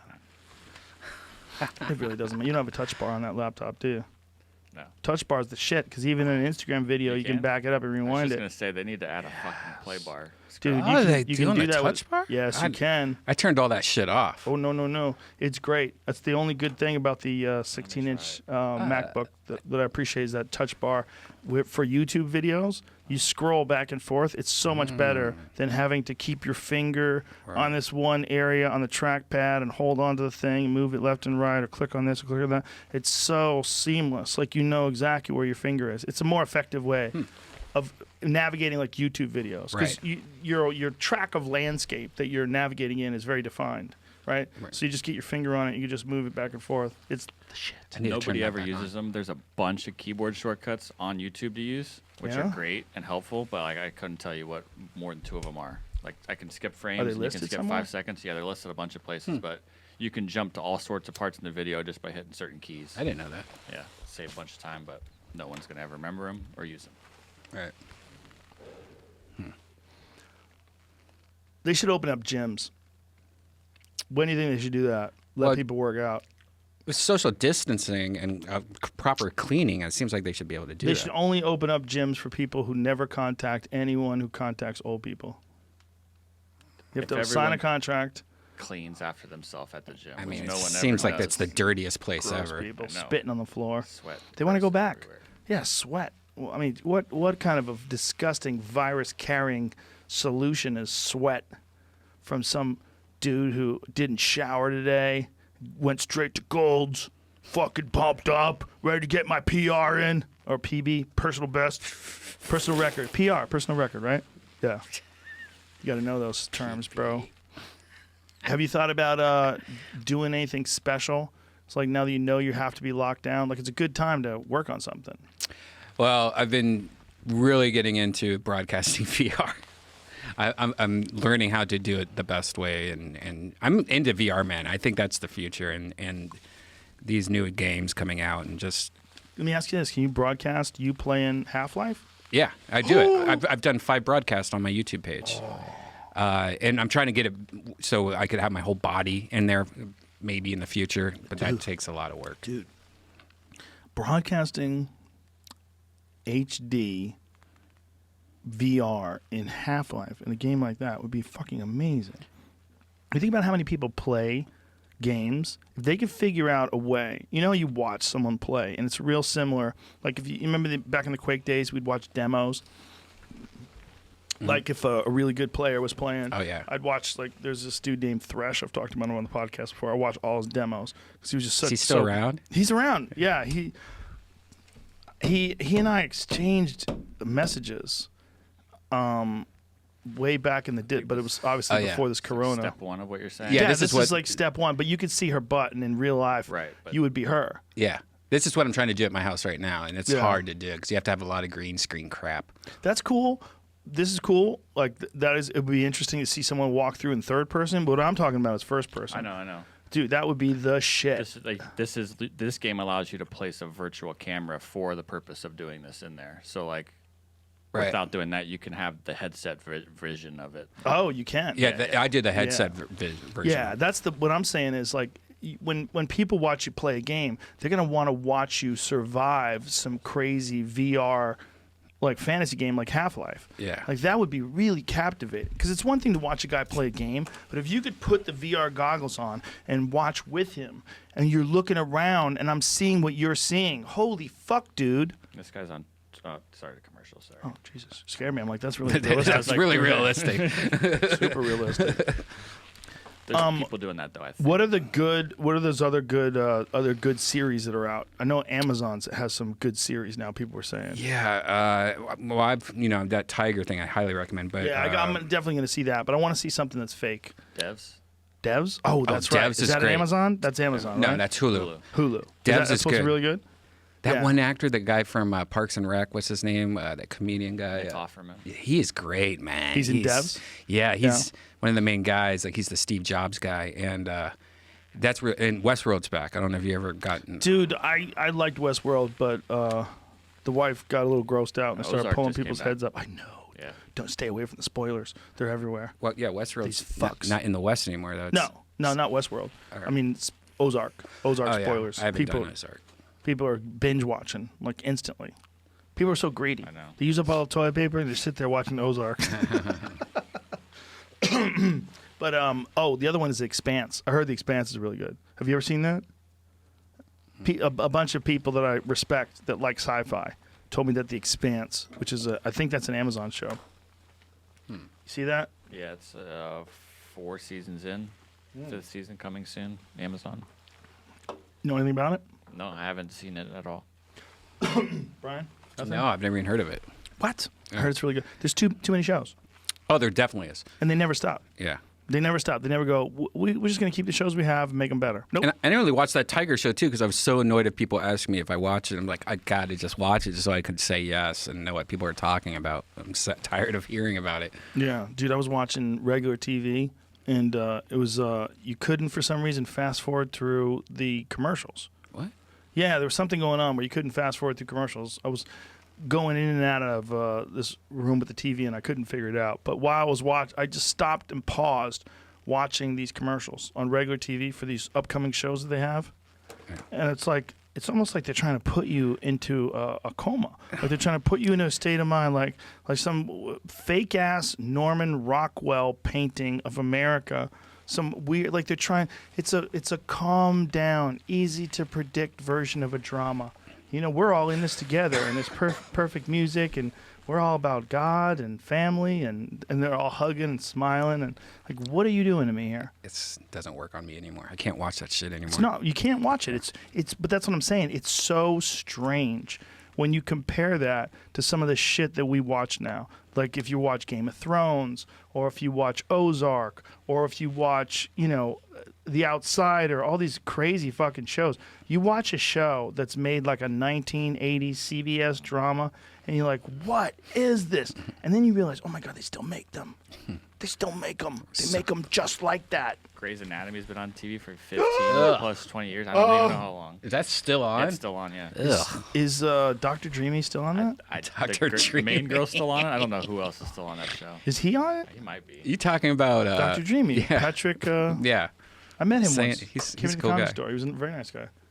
Yeah. I like what sports is doing now, right? Because there's no sports, so they've been doing NASCAR like video games, and it looks so real, like a real NASCAR race. And I guess Madden in like next week is going to have a football game, but it's going to be a video game, Madden football game. So that might be the future of sports. He's not on anymore. But yeah, they are talking about doing like the NBA might do their whole tournament in the Vegas this summer, because just like they do NBA Summer League, they can't play they're fucked right now. They've now taken 2 weeks off. I saw LeBron said he might need like 10 games to get warmed back up to even start going. It's like they have no Jesus preseason Christ. again. All these guys, there's a China league that's starting up soon. There's players from America that are going to go over there. They have to just work out on their own, just like some UFC Yikes. fighters who can't fight right now. They're gonna go and play in China, Yeah. son. Nah. They get paid a lot. Stephon Marbury is a big star there, and he's trying to get some ass sent back to Brooklyn, where he's from, but he's a huge star in China now. Damn. Yeah. Interesting things happening. The whole Premier Soccer League team, all in Europe, they're going to like have like a World Cup event type thing, a huge TV event. They're getting TV partners in place. They're going to have like quarantine everyone, put them in little camps, all the like, I don't know, 30 teams maybe, 25 teams. Who's buying up all the stock now that the market's crashed? Because you know that shit's going There are a on. lot of A people. lot of people, yeah. That That's- Barstool Sports guy. Well, I mean, all sorts of people, right? That some people say that's a good thing to do. I don't know. It Pharrell. seems like it's still crashing, so I don't know. Well, you got to wonder because the people that can buy the stock are the people that have the most money already. Grocery like- stores. This could be a giant change in like who owns what. Yeah. Somebody could buy. They speculated that like what company? I think Apple could just buy Netflix or something crazy like Jesus that. Christ. Or Disney. It was Disney. I think they said it was Disney. Disney could buy Netflix. No, Apple could just buy Disney. Oh They yeah, should they do it. definitely could. Yeah. They definitely could. They have so much money. They're so weird. Like the amount of money they have is weird. You know? Like what a amazing move. Like what company has that kind of cash? No one. Amazon's Ever. close, and they're gonna Right. maybe be the first $2 trillion company. But it's a because of very what's different going on. thing. They sell everything. Right. They sell toothpaste and fucking bubble gum and nails. You know, they'll sell you everything. But Apple just sells you computers, phones, watches. That's it, bitch. That's it. It's amazing. For right now. It's amazing. But no one has loyalty to like tech products the way people have with Apple. They didn't even have a store 10 years ago. Is it 10 years? I don't know, but it's not been that long. There's no Apple stores. You had to go to like a Micro Center. Or I think it's something more to than buy 10 Apple years, stuff. but you're right. But dude, that fucking Genius bar, that was the ultimate, like, calling it a Genius bar? Like, really? They're not. Come either. on, man. I Like needed a help genius. recently. These are just people that It was work rough. here. Why are you saying geniuses? These aren't geniuses. I want to be, you're making these people operate at such a exaggerated standard, right? Like, they have to be geniuses? Right. Can't just be a guy who understands batteries. Oh, yeah, man, we'll run a test here. No, it has to be a genius. Excuse me, sir. What's your IQ? Yeah, at Gateway, we just call them tech support. Well, wasn't it the Geek Squad? No, that's, oh. or Best Buy. Best Buy. That's Yeah. right. Yeah, that's hilarious. Geek Squad. Geek, somehow or another, is more offensive than dork to me. Oh, yeah. Nerd is the top of the food chain. Nerd is like, you could say it proud. But geek is like, you're a little fucked up. Right? And dork. It's not so bad. It's endearing, kind of. Definitely Dork's cute. Dork. Yeah. Dork's cute. Dork's cute. Yeah. Geek isn't cute. Geek is like, you're fucking freaking out. Keep it together, bitch. Yeah. Yeah, dork is like, you fucking dork. Dork. Like, ah. Yeah. Geek is like a more, well, You can geek out, and that's you can not that geek bad. out. That's a good Yeah. point. You can geek out in a good way. Yeah. That's a good point. Yeah, no one's complaining about language right now. Notice that? Yeah. It's, All that shit went away. but none so of- much Corona. It's just tiring watching. exhausting. You know, yeah. Well, that's the other thing that's going on with people. It's the fear, man. When you have a hard time dealing, you have anxiety, you have apprehension, you're just fearful of the future and fearful of the disease. Some people had anxiety before this. This is going to accelerate everything. That's going to be real hard for mental health of people. It's going to be people that are going to have a really hard time also accepting that this is just something that happened to them. This is not something that they did wrong. You know, when something goes bad and you did something wrong, it kind of like, I made a bad decision. I should have done it that way. I fucked up and we should have had that meeting. And then, you know, you might know why your business fell apart. But if it falls apart now, it's like you didn't even do anything wrong. Yeah. And the government gets to tell you, they have to sit back. Now, if you were a conspiracy theorist, and so many of them are, you would think, what would be the best way to gain more control of the people? The best way, first of all, to accelerate despair and accelerate unemployment. You would do all the things that are just going to happen from what naturally happens in a disease. People are willing to give up certain civil liberties if they think they can get more safety. And it's true. We should stay home. It's true. It will be better for everybody. It's true that we need to take precautions. It's true that we need to self-isolate. All those things are true. But it's also true that you're giving a certain amount of power to the government to lock things down and control you. They're giving people tickets in New York. If they catch them walking around, they give them $500 tickets. And they're doing it in other places too, I'm sure. And that's where it gets weird, man, because who are these people? These people that are telling you can't go anywhere, they're just the government. They're just people. They're people telling people that they can't go somewhere, which is fine if we need to do that like right now. But what if it just sort of stays that way? What if it stays that way to a lesser extent? What if they decide, you know how we're going to stop coronavirus from really taking place? I want to know where you're going. I want to know where you're going. I want to know, when you go through each state, we're going to have checkpoints. We're going to pull you over. It's going to be a heightened police state. Sir, have you been tested for the coronavirus? And you put a fucking thing on your forehead? What if this thing really does start coming back the way it has in Wuhan, where people tested negative and then they later tested positive? If that happens here, are we going to keep this lockdown thing going on? What if it's something that we all have and it comes back, like when John Jones had those steroids in his system and the picograms and it just kept flashing back? What if that's with this stuff? What if we test positive for coronavirus every couple of years? What if it's like herpes? What if you keep it for life? What if we're assuming we got rid of it? We're going to just accept martial law? We're just going to accept tanks in the streets? What are we going to accept? It's a real good question. So if you were a nut right now, you would be fucking going crazy because you'd be saying all the pieces are in place for like a hostile takeover. And they're in place because they really, truly are the best ways to save people's lives. Like it's all a smart thing to do. But if you were a conspiracy theorist, you'd say, this is exactly what I would do if I wanted to take over. And that's what we have to be really careful of. We got to be careful of somehow or another walking that very fine balance of protecting people from a disease, this invisible killer, and preserving our freedom and preserving rights.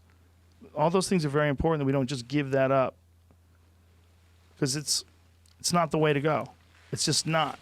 We have to figure out our way through this disease, and then we have to figure out some way to return to normalcy. And that's got to happen. We can't just stay like this where no one works anymore. We can't just not ever take risks. We can't just not go out.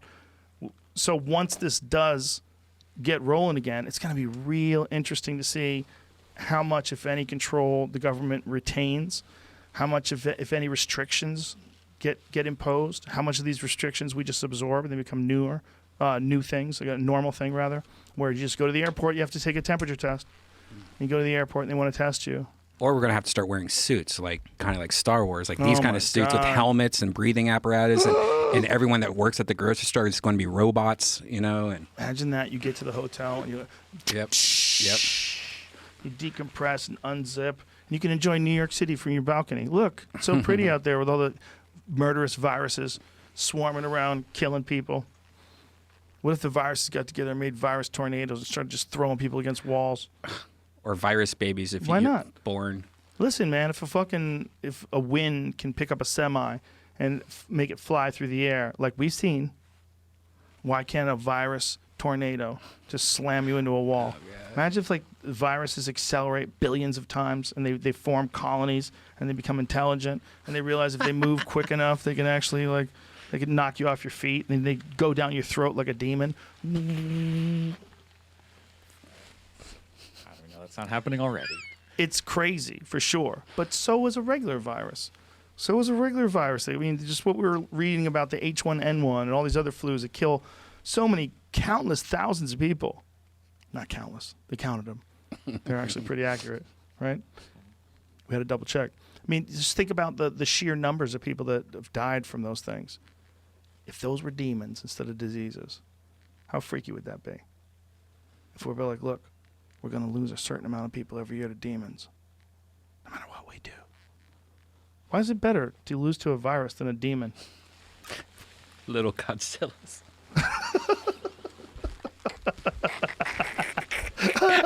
He got from a little Godzilla. Little Godzilla's just running up into your window and killing your grandma. Baby Godzilla. Like, fuck! God damn it! You go in there and she's just bones, just white bones sticking up. There's a horde of little Godzillas just chewing through her meat. Why would that be more horrific than a virus? This silent thing that chokes you to death. I need to know. I've been thinking that, like, It's hilarious. there's been that talk when we've talked about UFOs that all the world needs to get to come together is like that alien invasion. Yeah. This is not too different than what that would be. It is an alien, technically. It's not. It is. It's foreign to us. Action Bronson had it right the whole time. Just get high and watch Ancient Aliens. And try to get so high, you just try to sort through what they're saying. He figured it out. It's interesting to think, what if this did come from, space? Like this Yeah, whole virus. they're sick of us. Yeah. Imagine. Yeah. Just try to something. Just the real fear is that they're eventually going to have something that you can't fix. I had this guy on that was talking about with my friend. Do you remember that guy's name with Doug Duran, the scientist, Brian? His scientist friend who came in with my friend Doug Duran from Wisconsin to talk about chronic wasting disease. Brian Richards, thank you. And he explained how this is not made to jump to people, but if it does, it's going to be horrific. And it's like it's in deer, and it's made to jump to mice, and it's spreading through the Midwest. And like this is something you got to keep an eye on. Like this is not a safe thing. Like if this does make the jump to people, and people get hit with this prion disease that's called chronic wasting disease in deer, if that spreads to people, we're fucked. We're fucked. It's going to be like a zombie apocalypse. If that gets into people, it's like 100% of them die. Deer, they 100% die. And they don't live for very long either, and it's a horrific death. Their body shrivels. That's why they call it chronic wasting disease. They waste away, and they're like vomiting everywhere. All this like stuff is coming out of their mouth and their nose, and this stuff that's coming out of their mouth and nose is highly contagious. And then other deer come along and eat the grass that they spit out, this phlegm or this body fluid, whatever the fuck it is, and they get it from that. And they get it from sharing food sources, and they leave it everywhere too. When the deer are dying, this stuff comes out of them, and they leave it everywhere. It's like the virus knowing it's losing its host, and it decides to just land on plants. Bro. It's scary as fuck because it's like mad cow disease. They just reported the other day, I read something in China where they found a guy on a bus that the guy, like a version of, I don't know if it was Corona, that usually has never traveled from rat or mouse to human. It was the first time ever. So there might be already another Corona that. When did you hear about this? This was like 2 days ago. Oh, no. I found a guy on the bus, and they said, "Don't worry, this has never happened before." These patient zeros are really pissing me off. Yeah. What the fuck? Human. Jamie is one-handing it. Let's see who gets it. Ta-ta-da. Hantavirus. Damn, Jamie won. 6 days ago. Yeah. You can't fuck with them. Man who died on bus in China tests positive for hantavirus. Motherfucker. This is how many days ago? 6. Make this a little larger so I could read it with my shitty eyes. A passenger who died on a bus in China has tested positive for a completely different virus than COVID-19, one more fatal that often produces very similar symptoms, according to state-run media. The unidentified woman from Yunnan province died while on a chartered bus heading to his workplace. In Shandong province, the state-run Global Times announced in a tweet on Monday. He tested positive for #hantavirus. Other 32 people in the bus were tested, the outlet stated, offering no further details. Oh, fuck. The new virus starting just as China starts lifting its strict quarantines from COVID-19. Jesus Christ. It's been around for a while. Okay. However, experts were quickly to point out that it's not a new virus and is only rarely thought to have been passed between humans. Oh, that doesn't make me feel good. Yeah. It's only recent that this is starting to happen. Yeah, this is not good. Listen to this. The hantavirus first emerged in the 1950s in American-Korean War in Korea, Hantan River. It spreads from rat mice if humans ingest their body fluids. Human-human transmission is rare. Rare is not a word I like. when it comes to a disease that kills the fuck out of you. Please do not panic unless you plan to eat rats. And a billion Chinese people just went, fuck! Yeah. Well, at least dogs are okay. Well, how many of them eat rats? They eat what they can eat, right? Those wet markets are just that. Whoa. After exposure to fresh urine, droppings, or saliva of infected rodents. Hey! Symptoms may occur up to 8 weeks after exposure to fresh urine, droppings, or saliva-infected rodents. Okay, well, that can get a rat to a person. So it can't get person to person yet. But what if that thing morphs? They're pretending like things don't morph. You know, like, bitch, they got to a person in the first place because they made a jump. All these things, right? Avian flu, swine flu, all these flus, they jump from an animal to a human. God, imagine if this starts going on. God damn it. Well, this is what I'm saying. Now, what if it does? And then they keep this level of security and this level of restriction, and it restricts your freedom? Man, it makes you really realize how well we had it before this. We could just do whatever you wanted. Right now, you could just drive to Vegas. Let's go to Vegas. Let's go see Britney Spears. Yay. You go down there, have a nice dinner. That's what we do. Go see Britney. Britney, bitch. You know? Not anymore, bitch. Now no one's going anywhere. If you wanted to take over the world, isn't that the way you would do it? I'm not saying that that's what's happening. But I'm saying if you were writing a book on a takeover of the world by another nation, what better way to do it than that? What if North Korea was behind all this? Well, I don't think they have the resources. China, since it's in China, it's much more likely. Look, it started from China, whether it was intentional or unintentional. That's not beside the point. I don't think it was intentional, but I think that when things like this happen, people do take advantage of opportunity. And you got to be real careful who gets the better hand when they're taking advantage of opportunity. It's just, it's new ground. It's weird for people. They know where it came from. They have isolated that this thing did come from this market in Wuhan. Mm-hmm. They know. It's just, it's the way things like this can play out. If there's a bunch of these, is almost just like someone starting a conspiracy. It doesn't have to be done. Like, it just actually naturally exists. And the same people that would benefit from a conspiracy or who would engage in a conspiracy to defraud people or fuck people over in the first place, they're the ones who are going to jump in and take advantage of it the quickest. That's what's so scary about it. Totalitarian ideas thrive when people are scared. They want someone to take over the reins. They want someone to take over. We're going to block the streets. No more travel. We're going to block this. You can't go to work. Then you're going to be poor and broke and scared.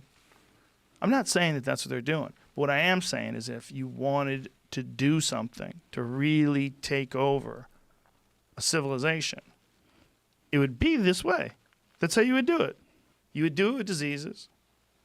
I'm not saying they're doing that. I don't think they are. I think this is just a horrible natural disaster. I want to be really clear on that. But we might come out of this different than we went in. That's real.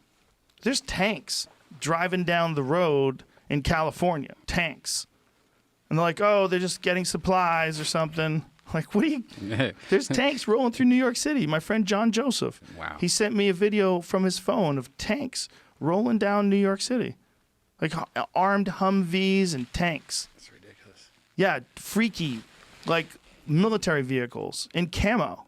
Like, where are you hiding? You're in New York City. What are you hiding from? What kind of camo is that? Is it weird that even when they use them in cities, they camo them up? Yeah. It seems so rude. It is. It's like to let you know. They might hide in the bushes too, bitch.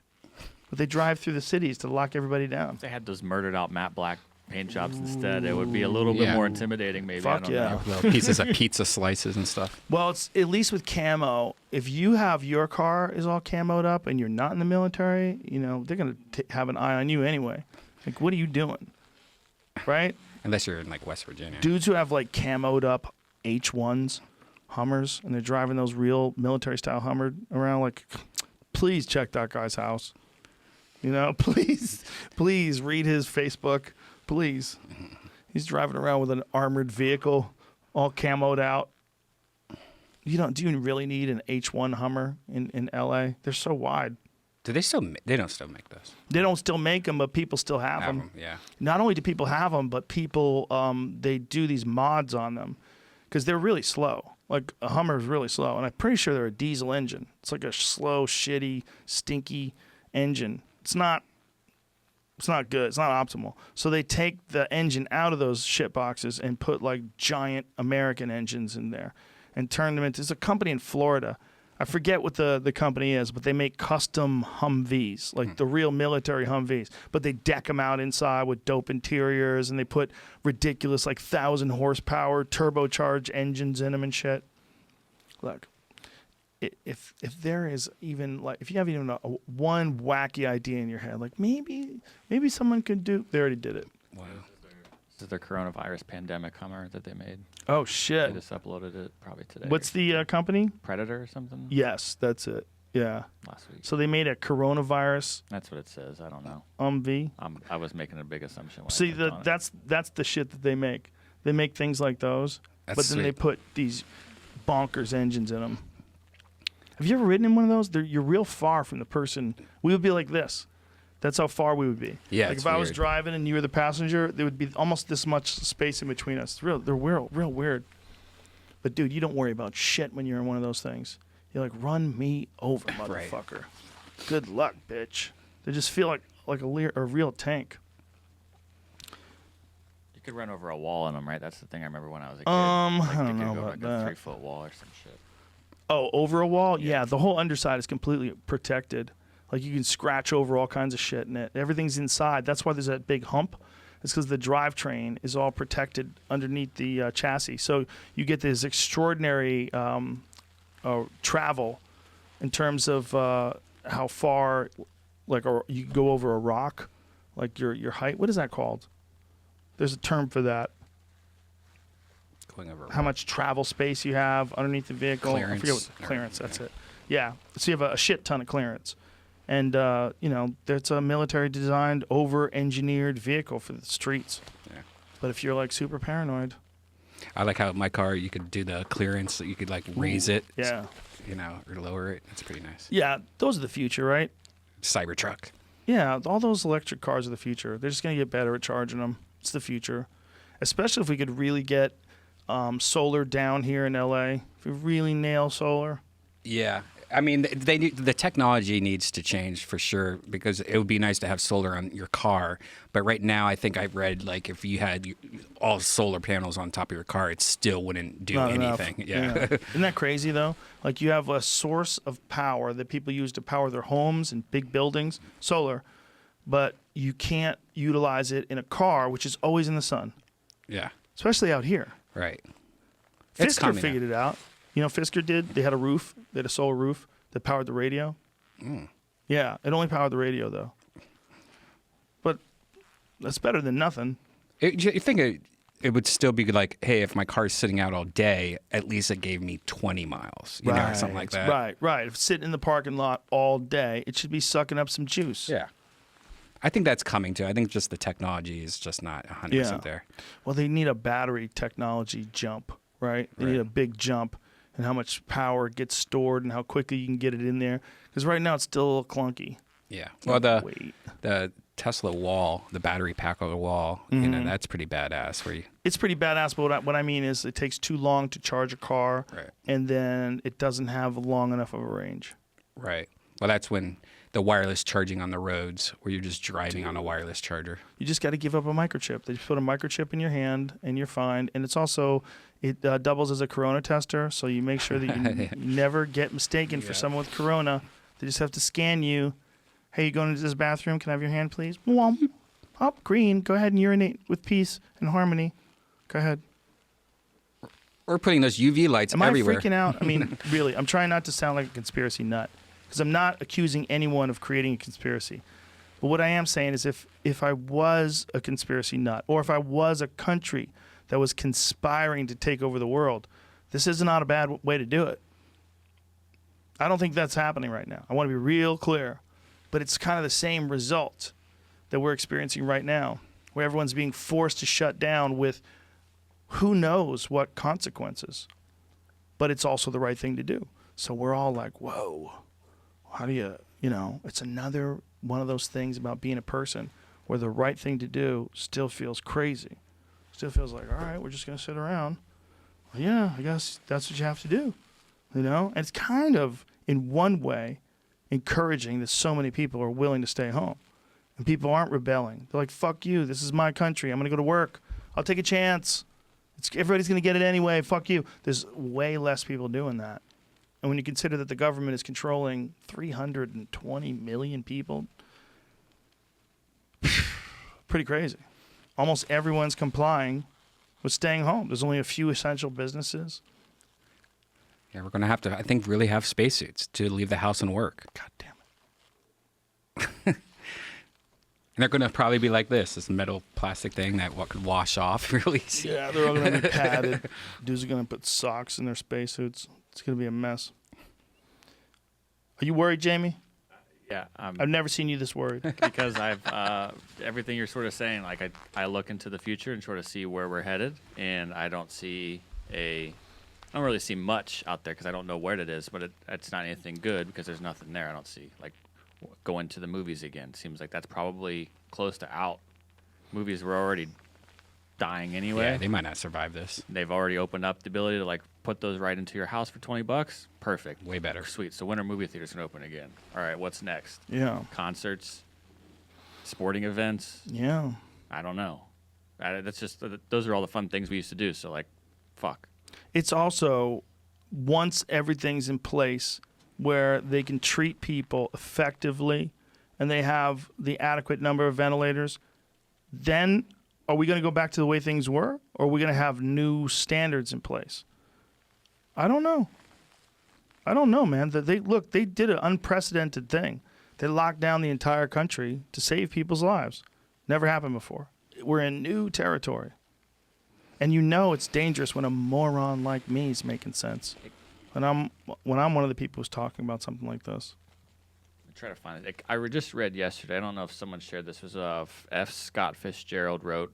I think this was a letter found from 1920 when he was living in France during the Spanish flu. Ooh. And like he was talking. I don't know who he was writing to. I'll try to find it right now. But he's talking about how they stocked up on a bunch of alcohol and people were being told almost like now, like you're told not to go anywhere, but some people don't believe it. I forget. He was talking about another writer friend of his who wasn't taking it seriously and like. Whoa, so it was like real similar. It sounded very similar to this. Yeah. I guess that's how people always have been, right? Especially back then when it's real hard to get information. Imagine people are dying and everyone's just like, what's going on? You got to read the newspaper. Like, fuck. Son of a bitch. What happened? It's fake. Ha ha. How'd they get you? I just saw that this note was going viral during the pandemic, and a lot of people have been falling for it. And Son of a I bitch. guess I was one of them. Well, what a good way to end. Everything's fine. Everything's fake.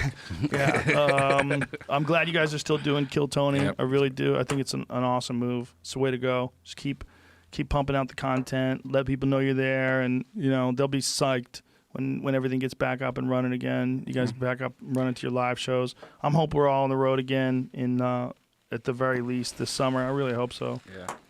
It's been fun though, having this podcast. Definitely. Good times. Good times. Fun times. Give everybody your Instagram. Redban, REDBAN. Twitter, same. Yeah, Redban. And check me out to check my VR out. I'm doing it almost every night. I'm doing VR. Can they join in there and fuck with you? Imagine if they're in the chat room. I have the chat room open right now. But no. I mean, like in the game. They can when I'm playing VR chat, which is my second thing I've been playing a lot. VR chat's like an old chat room back in the day. Oh, so you can see it when you're in VR? Yeah, you know Ready Player One, where everyone's a different avatar? Yes. That's how it is. It's like God. you come up and SpongeBob's talking to you. We're in a It's fucking crazy. movie, man. Awesome. Oh, so you actually talk to the people and you see them? Oh, you see them? You have sex with them in the game. It's great. can't do So this. check it out. Redban on YouTube. Oh, they're going to all fuck you now. All right.